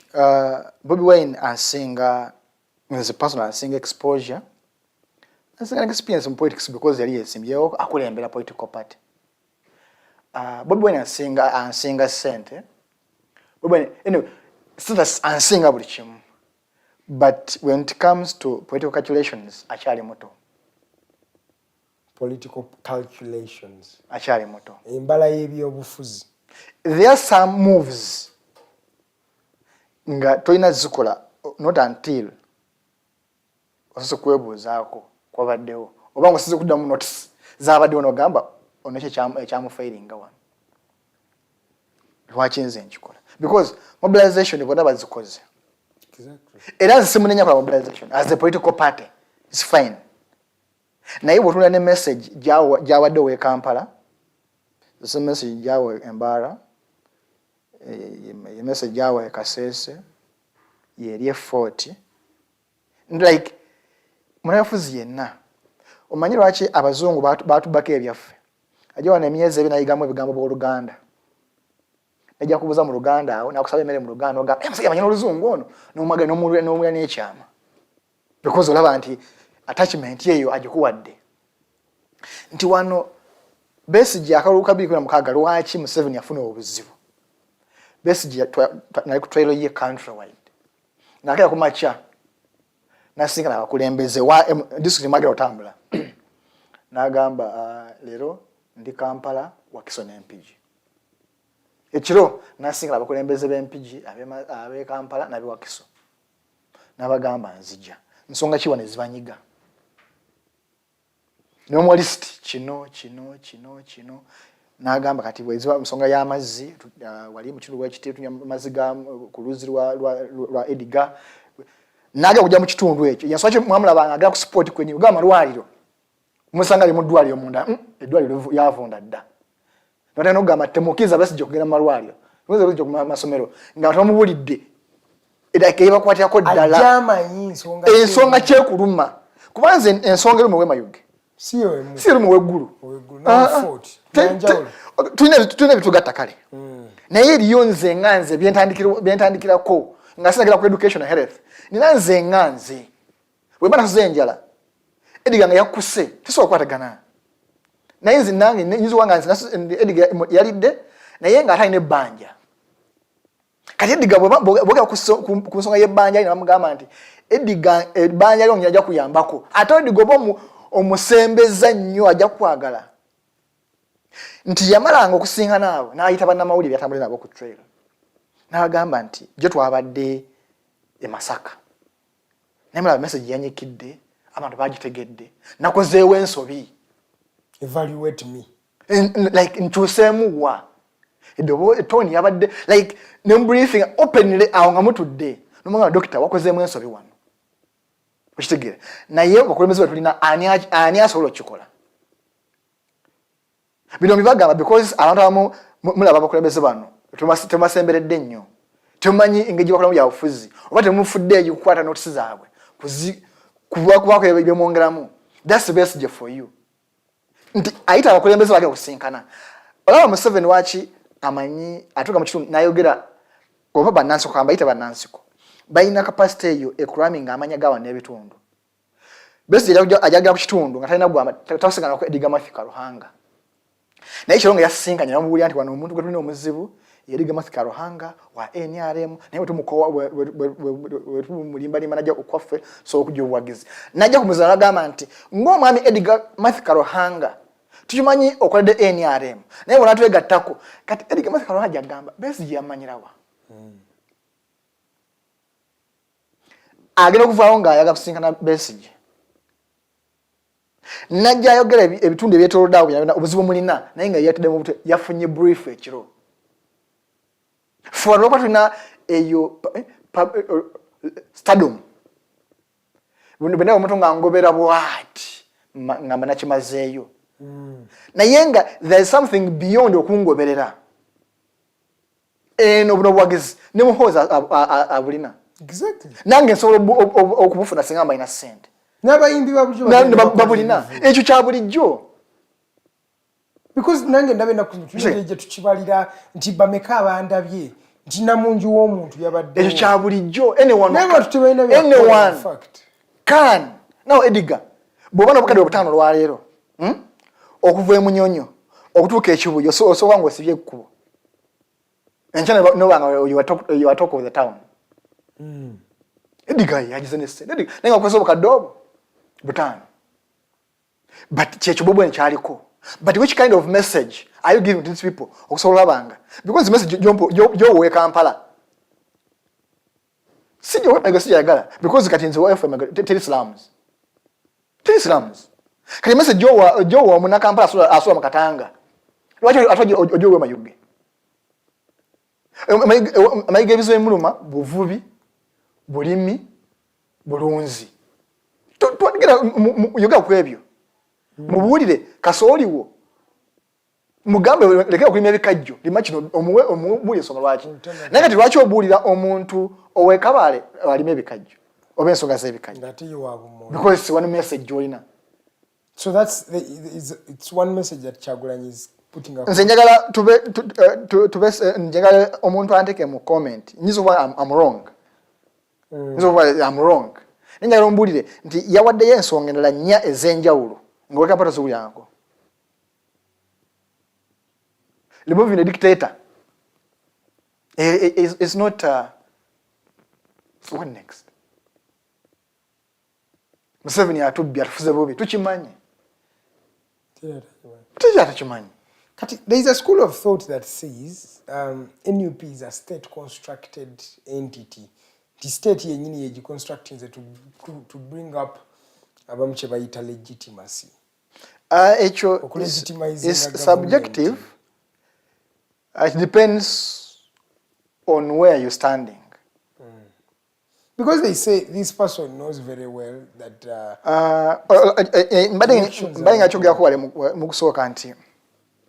sometimes state is okubanga tena mukono but indirectly neyagala etuzimbemu eyendowooza then later on ewoninge NUP lwaki ngamba oninga sikujuwoninga nti njitutte nakuju owoninga mu bikolwa kyolwa nja kuba ekyokulabirako bulijjo batugamba nti government etukiza kukuŋŋaana oba kitegera era government bw'ogendayo betukubalaale batukuba batukwata exactly kati tewali kye babakoze already tuba tugambanga nti NUP ya Museveni juka opposition mu Uganda twagizimbira ku defiance guguba police kwa muti ya gasi funa clown kati bwetambula disi satu nga tebakutewanyiza nebeyogera tubitege you losing relevance. There is no news. Singa babadde bamukubye tia gas singa all over there is no news now. Kati indirect control of political parties nti amazima tufu kyali badde nti obanedde baba bakwandise nga tolina kyoyo no amazima gali nti embeera bwebwe yatambulamu yali badde mu nkola ennungamu sawa zobwali tebakukiteganya ng'ojja kale kumujjako radio ezimu ayogera n'avaako ku mpewo nga alaga yokka nga bazituisinze off naye ekimuyamba nti n'abaana ba bloggers biki nesiga nga abantu bakola ki bagoberera naye nga radio ebeekoze eki ebeevuddeko ng'ojjeeko ebyo naye mu mbeera entuufu muleka afulume ayogera oba mulimu amakuba temuli makulu omuntu akole ki yeronderemu yali badde ekola entuufu naye kati ffe Uganda batuzimbamu nti opposition n'okubanga one buli kimu wakanya ekirungi n'ekibi government eba ku kyonki ekoze gye batuzimbamu wano 3 be on loggerhead with security wanagana kweyomba kweyuza gye batuzimbamu kati leka kumacha n'entambula successful yisi ate government police yali mugiza okukola ebyo naye kenyini kiba tekikukolera okitegeera nawe kenyini political capital kibatuzimbamu nti atansi kuluzinga relevance exactly nti olwaluka nkubuulira amazima because bakimanyi nti Bobi Wine is not a thorn mubigere bya President Museveni. Some people say that this has been the easiest time for Mr. President. Definitely. Njagala ombuulire waliwo have credible information. Yes, sir. Nti Besigye bwe balimu ne mukako nga bakwata awo. They had mobilized across all political parties. Yes. Change willing political members. Exactly. Bamobilizing ne batuula ne bakkiziganya bulungi. NUP ne bayisaamu olukomo lw'essimu abe NUP. Ne bagamba there. That is a rumor. We don't And Gambia have credible information. Credible. I won't tell you who rang them. But in Kugambia, baba masema bagamba mugeze. Mulumbe Street ne Besigye. Mugeze. Kati twagala ki Mukose? Kyenzo gamba nti oli bwagamba kyegambye nti NUP kuba ya NRM nti ya Museveni subjective. Because I'm one person ekyokubanga nkwaganya ne Edigo lwaleero politics temulimu permanent friend temulimu permanent enemy. Nti lwaleero bayita ifananya ebikadde nga Bobi Wine ne musale ayine Kaihura ayine ne Museveni amukwata mu bya bulijjo because he was a musician. Yakola sente. Nzange ndi Munnamawulire. Nyinza okubanga tugeze sagala Besigye oba sagala muntu sagala Museveni sagala muhozi. Kitegera oba sagala Bobi Wine. Ne bwangamba nti na event yange ira nja kutujja mu coveringa wano. I have no problem because Munnamawulire. Ekyokubanga sikwagala. Tekizija okusinkana. No, I can meet anyone, anywhere because bampisanga Munnamawulire. Okitegera. So ndi ne Bobi Wine yali muyimbi. Basi wakuwa tutenda mugamba nti yimbi amini sokereza. Yes. Malaria. Na yimba after sentence because the musician. Sumina yafuzi. So ati eyo history we owe mabega. Zitangwa no kunya bifananyo lwalero. Nga Bobi Wine ali azina chimanso. I'm not but over you know entity ya NUP inzo kuba teri okay ordinarily NRM state owned nenge ebintu byekola biringa ebiyamba government. Anche ngambye so tugamba nga Bible we yogera tuli balabira ku bibala abyabo ebibala biringa ebiri mu legitimize. No chengambye nti ekyogamba nti NUP kibina kya NRM subjective. Naye ngambye nti bino bye bakola indirectly chifusa cha NRM.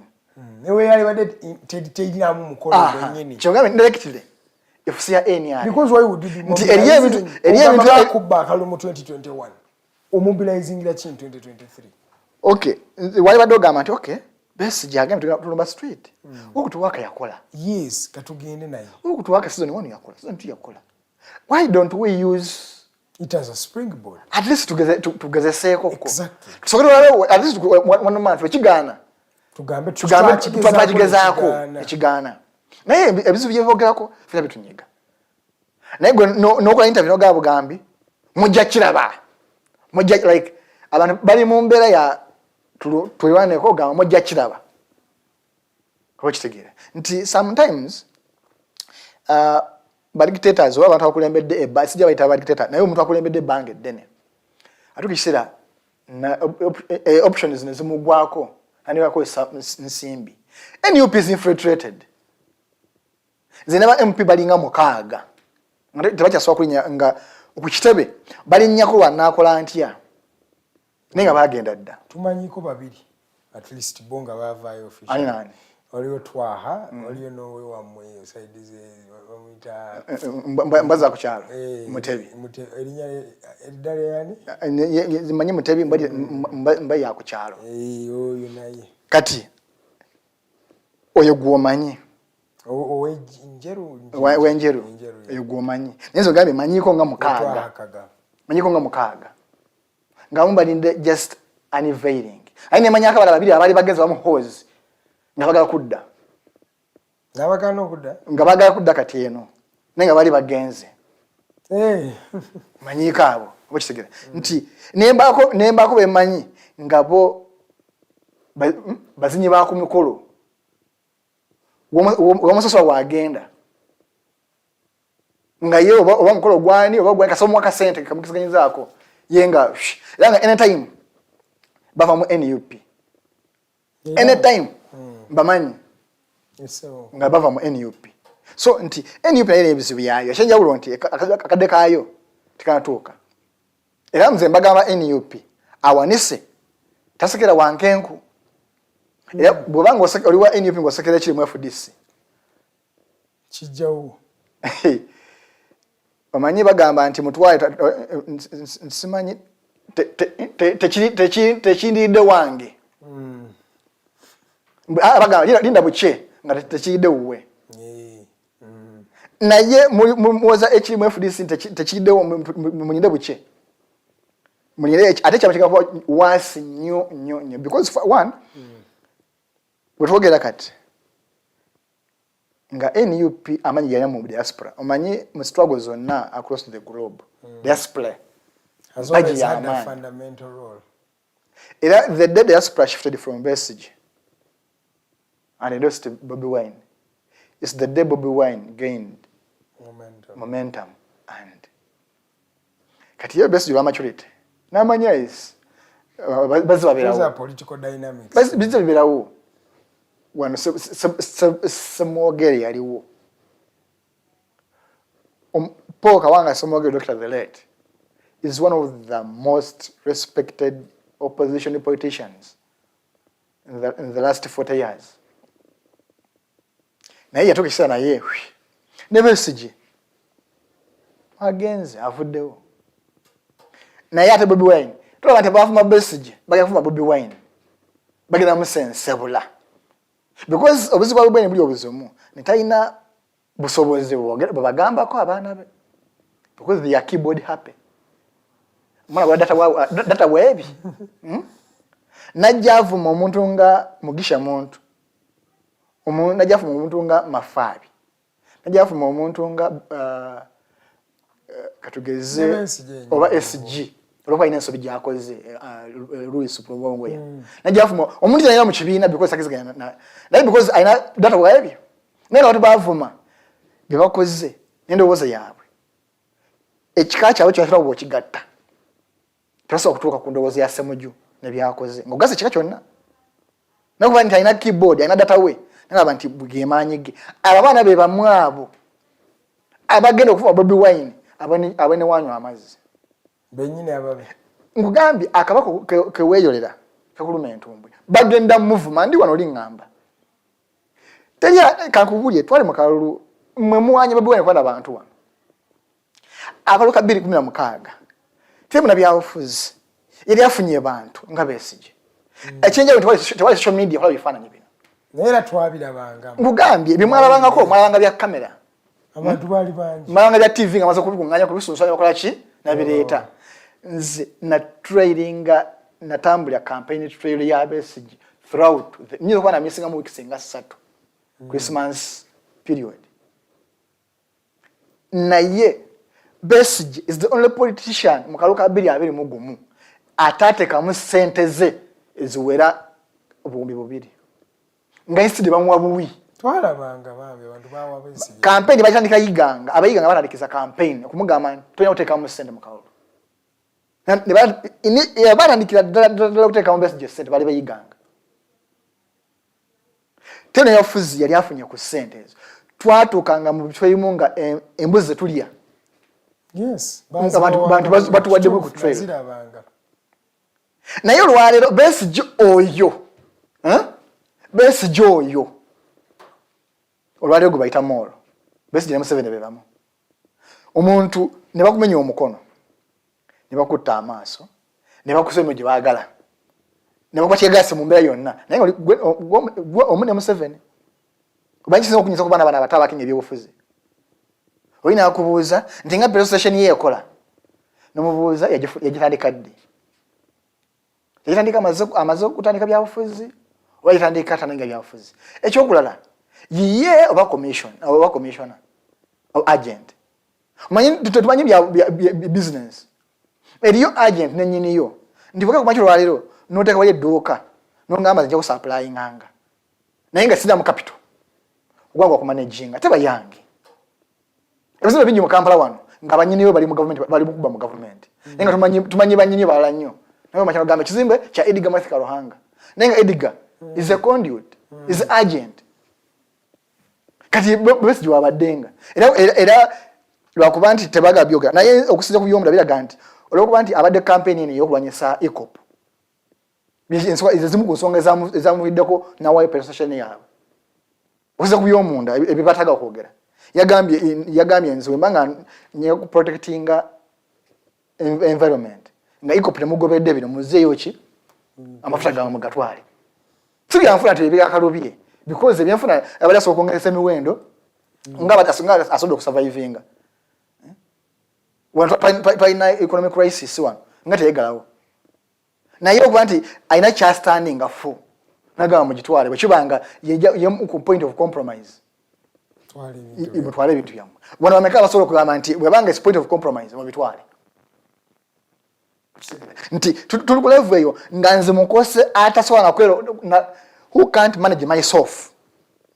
I want to understand on behalf of Ediga.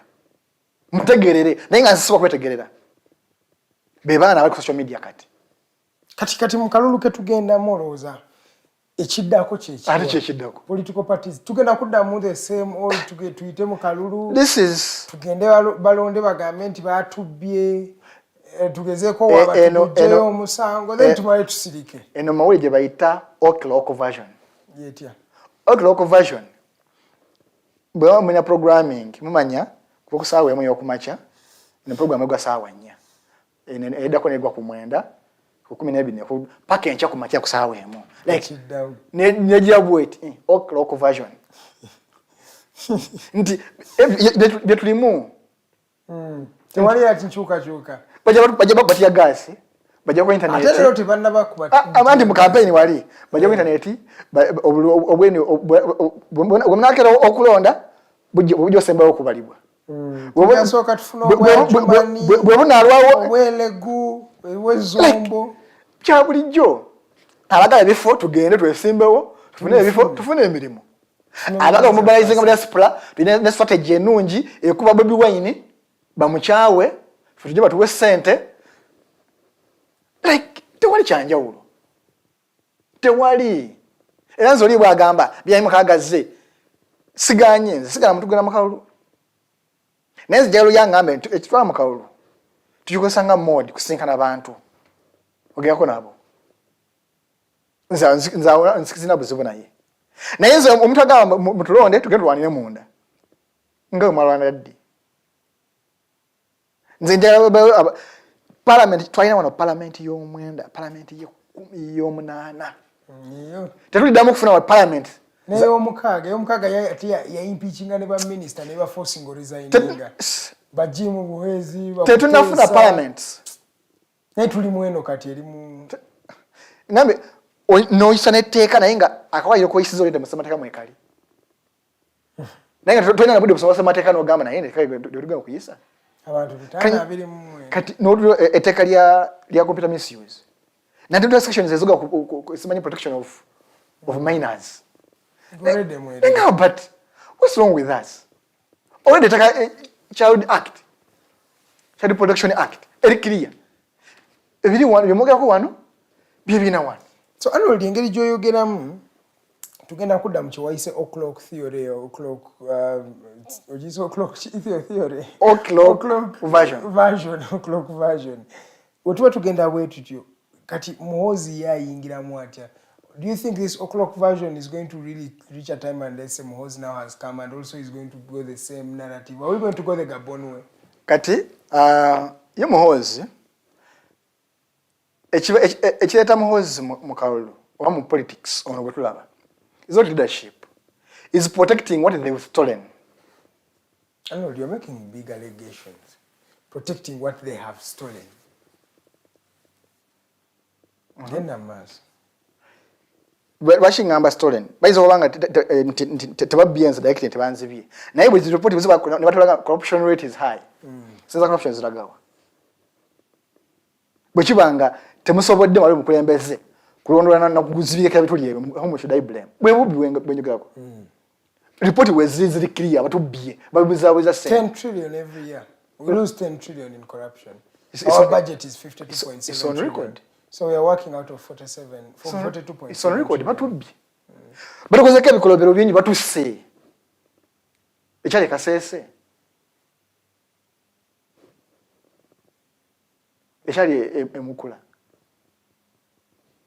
So banoonya immunity yaabwe bagikunya obutafuna repercussions.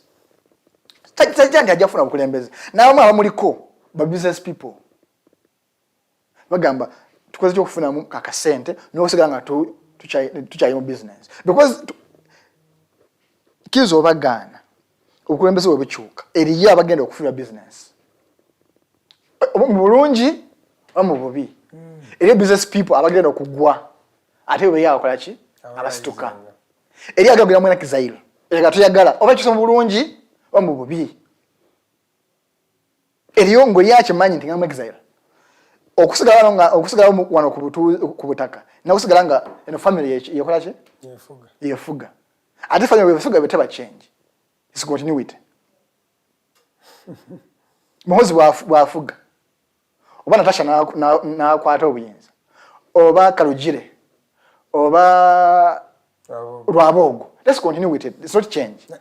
Always achogira kawe mabega ko iki ngagamba kasita Muhozi wanajja agenda kutuyamba ebiziwe bibadde wano corruption ebibadde wagulu Muhozi kwe twesunze kati yabakitereza. Of course nekitawe nagamba no gamba nti ono yitazanyira ku corruption. Of course. So nchuka izo baba. Buli muntu bwenali njigo okuba endingidi engalo endingidi ne gita engalo eno yitamininga tune ne rhythm yoyagala. So kati abogera ezo ngalo they are trying to determine the kind of music we should listen to. So kati abagamba nti Muhozi banajja because bateka tugambe ate wamma ndowooza bati Nyagala Mbulire biki Muhozi byakoze nobesa ogamba kino kyo olaba nabadde mulaba ku speech ya family speech nga ina page 8 nze waffe wenkulidde bwanga pomusa okwogera sina kuandika page nesooka nemu because mimanyi byala nkulidde mu family mwendi kipya kyogera kungamba nti omuna policies nti nokumanya biki byaffe eggulu bijaffe embale nze mbibaddemu nyumya byemmanyi byaffe bya mu family lwaki ate mukola speech page 8 emukulembeze gumuteekateekera gwe wawanika nataka n'okumagamba nga tamanyi kiddawo naye nga abirinawo. tuveeyo otandise okukuba nnyo ge mazima njagala omuntu amulabye aŋŋambe nti mpayiriza abaana ba TikTok bebamukolamu obuntu obwo olabye abaana balemedde Muhozi ajja kuba TikTok kumulemerako. By the way Muhozi nanjogera n'abantu nga Muhozi akyatuyitiga nnyo ebyekisuusiro nebagamba mutamiivu ne mbagamba nedda ssebo oba si butamiivu kyekyo. Kati kankubuli omuntu yasoma public relations oba yasoma public management you create a crisis, control it, resolve and take it over. And all PR is PR. It can be bad, so, it can be kati good, bwaga but it's kumacha PR.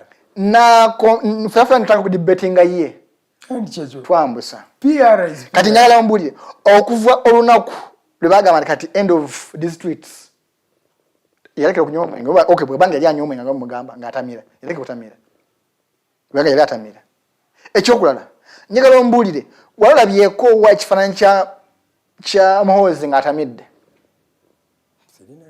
Nyagala Mbulire ngoje kugamba nti mutamivu Nyagala Mbulire ekifananyi eki bagamba mutamivu uya ali awatamidde bakola ebyekisamivu wali evidence yonna yali ekirazeeko naye bwe bwene kusolwa leero akyalina ebifaananyi ebya beach tusuganye muntu nga omuntu kyogamba Muhozi takitabinga Muhozi tanya mwenge Muhozi tafula bulamu bwa ddembe obwo abanawo naye wali olabika ekifaananyi ekyo tekiri amazima kyogamba nti Besigye tafulako biseera bya ddembe bisaba abamu politics kyogamba nti Museveni tafulako biseera bya ddembe wali olabyeko omanyi ekikufuula leadership material at the level of the president is how the public perceives you.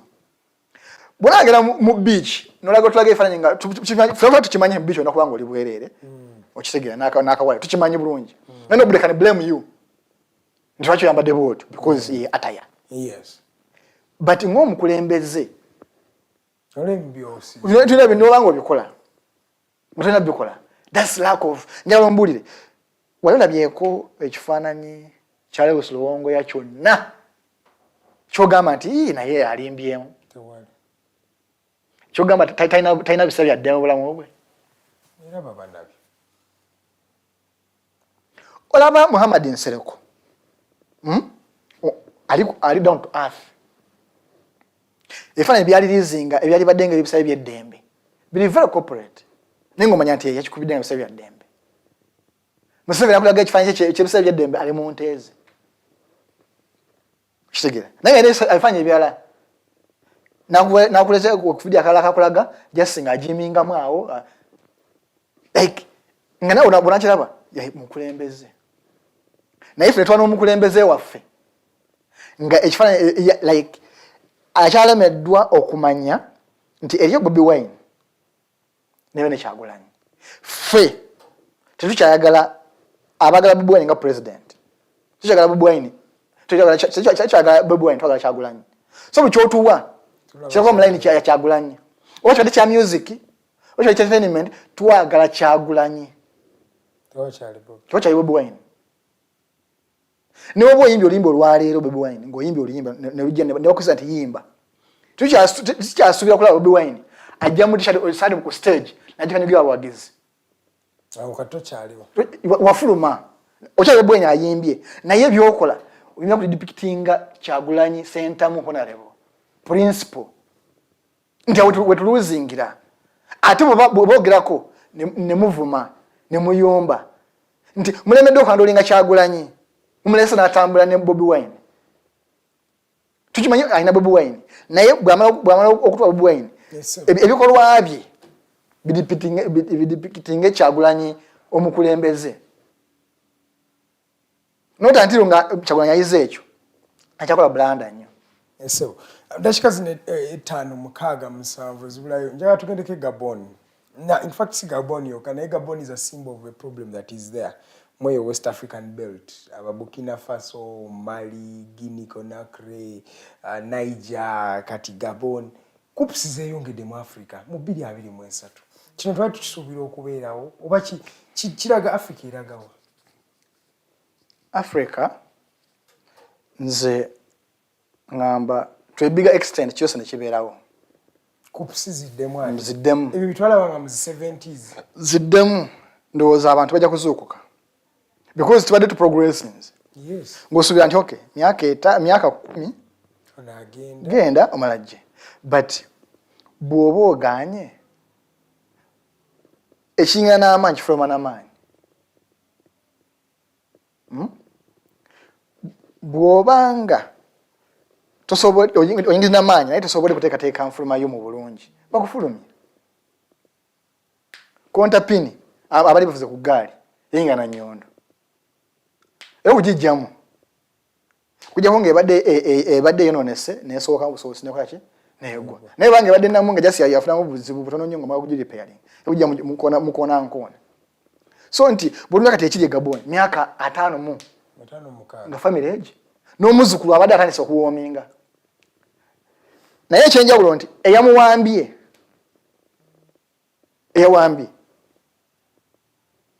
SFCL akulira SFCL abadde wa family ya Museveni weri yamuwambye tegeza continuity ngawe naye ate this time around si continuity nti mu family mwamu butakanya mkitegera kuba Museveni yafuga nawa Muhoozi kali Muhoozi mutabani wa Muhoozi abadde atambula eggwanga lyonna nga agende eggulu agende Kalamoja agenda wa ngayeteekerateekera okukola ki okwatamu kati relative wa Muhoozi nagamba teri tumutumanyira mugunywanga ne mukutuuza yamuwambye naye kino kituwe ekyokuyiga so ogamba nti bwe mbanga nze akulira ISO e Uganda nga nze akulira ESO e Uganda nga nze akulira amagye mu department za security nali badde ngenda ku social media bwenti nenda kuba mu 7 reporting fu nosoma threads bobyogako kyebyo because nabadde ntunulira buli lunaku mu tweet ebya Nigeria nga byakabeerawo musawo 24 twalina emitwalo 6 eza impressions jeno ng'ogasobola mu Uganda kino kyabaddewo musawo 24 twalina emitwalo 14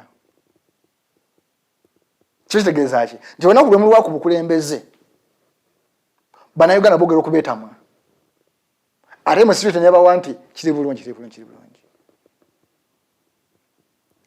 kino eki Nigeria omukulembeze otuuka kuba activist naneko kufunya akatani bannange shout make a noise naye nga bogamba make a noise bobadde otulugunya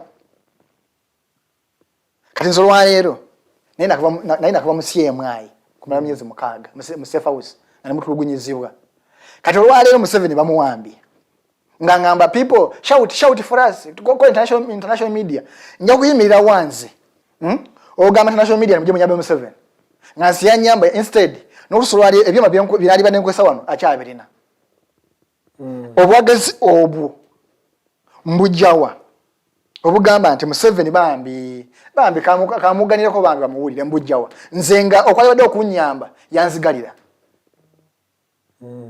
yanvunaana tuli mu kooti kitegeera kooti tse mu kooti process kati nze omuntu akasese eyafulira omuntu waabwe mu lulumba olwo omugambe nti Museveni awambiddwa naye aveeyo agambe bannange mujye mugitaasa Museveni omuntu wetteso gwe babbako enteeze omuntu wekalamojja gwe bakyata paka nakati gwe babbako amabaati gaabwe ate ku makyagambe nti bannange shout nti byetukola wano omanyi bagamba nti obulungi bw'omuntu tabwogerera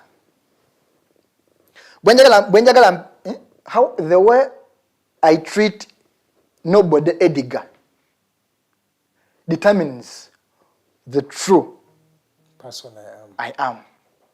Engejje ntwiti nga Edgar seche nkusubira kukufunako nkusanze ku kkubo nga sisu yakwida mu kusinkana nga nkimanyi nkulabye lumu engejje nkutwitingamu yeraga nze kyendi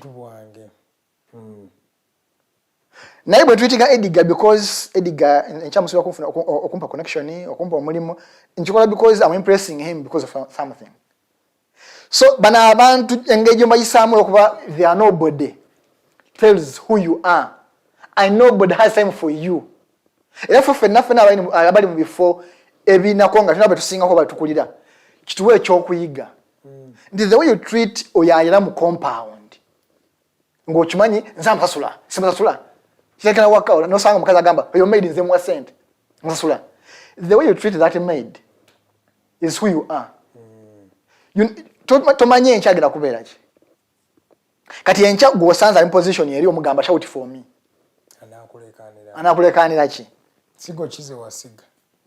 So kati ekire Gabon kituwe ekyokuyiga nti muhozi gamba taatawo you should think of the transition, a meaningful, transparent, peaceful transition. By the way abana Uganda mbamanyi be bantu abakyasinze okuba forgive for musonyi wanyo to abantu olwaleero Museveni bagamba nti akoze bibi bingi bajja kumacho olwaleero n'abagamba nti bannange mwetekeretekere 226 sidda yinayo gumuleeta gumnawo mukiriza nti abakulembere nze njja kula mabega we naye mbasabe kintu kimu munsonyiwe nkulayirira tugambye Mr. Mukose sibula abakulabye olwaleero abatulabye olwaleero tubebaza tuwakadde na kuteeka mu data wammwe nange nemusenso Edigo kubanga onkyaziza nzaani munnange kuba abantu bangi wabweru eyo naye ndowoozaako munnange kiba kitegeeza not every day person kyokakyoka oba oli awo neyanza nnyo neyanzeege naye nga nva ku muzinalo ngamba bannange embeera ekalubyemu ebintu byakaweerege emiwendo gyekanamye naye tubeere bakkakkamu tuleke kukola bintu olw'embeera tuleke kubba tuleke kutta nammwe abantu abalina obuvunanyizibwa naddala nga bakwasa abaana mu mikono gyo naawe nokkiriza n'ogamba nti nja kuba muzadde waabwe oba obazaala batabazaala batwalenga baana mwe ba step mothers ebiseera ebisinga muwunzise abaana bamwe bemutiitiibizza nga babonyeebonye ate bwe mwacunya nga bali bulungi abaana bonna basigale baana babakwate bulungi yembeera yokka gye tugenda okubanga tusobola okulaakulanya ate tuddeyo ewaffe gye tuva tuleke okulaakulanya Kampala ng'ewaffe gye tuva woonooneka mubadde balabi balungi paka olunaku lundi olufuna omukisa Mukama yeebale kale weebale Mr. Mukose naawe okutwegattako kibadde kirungi okusharinga amagezi n'okumanyako ne bannayuganda bannayimwe bali eddala abatulabe musobola otugoberera ku mikutu gye tuliko Digitalk TV Alternative Uganda wonna osobola otudropingira ka message ka like ka comment konna tujja kusobola okuba nga tumanya endowooza yonna kiki otulowoozaako ali weebale eddala okuba nga okoze naffe namwenna abadde mu productions. Thank you so much. See you tomorrow same time olunaku olwa Friday tubeera n'obuwanga n'ennono okutandika ku ssaawa 2 ate mugisumwa enkya Farida n'omwami Mukose bagenda beera wano nga banyumyamu nammwe so don't miss and of course ku Saturday the interface ejja kuba ekomawo the snap talk show naye ebeerawo tekyuse in fact sorry in fact interface ya lunaku lwankya saawa 6 ez'omutuntu paka ku ssaawa 8 sorry about that manyi na programming in the Saturday obongo obeera program but sorry olunaku olw'enkya interface etandika Friday ssaawa 6 paka ku ssaawa 8 ez'omutuntu naye era ku makya tujja beerawo n'obuwanga n'ennono ne Farida ne Mwaalya Mukose Arnold. Thank you so much from the entire team. God bless you and enjoy the rest of your day.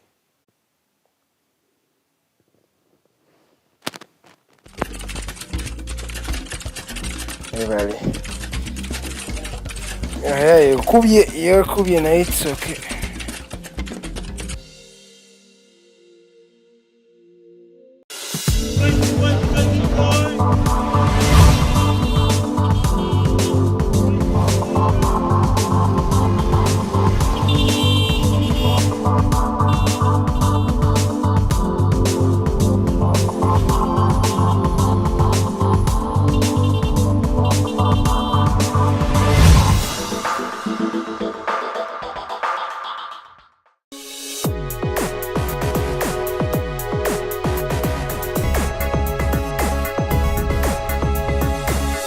The Alternative Digitalk. Real issues, real talk.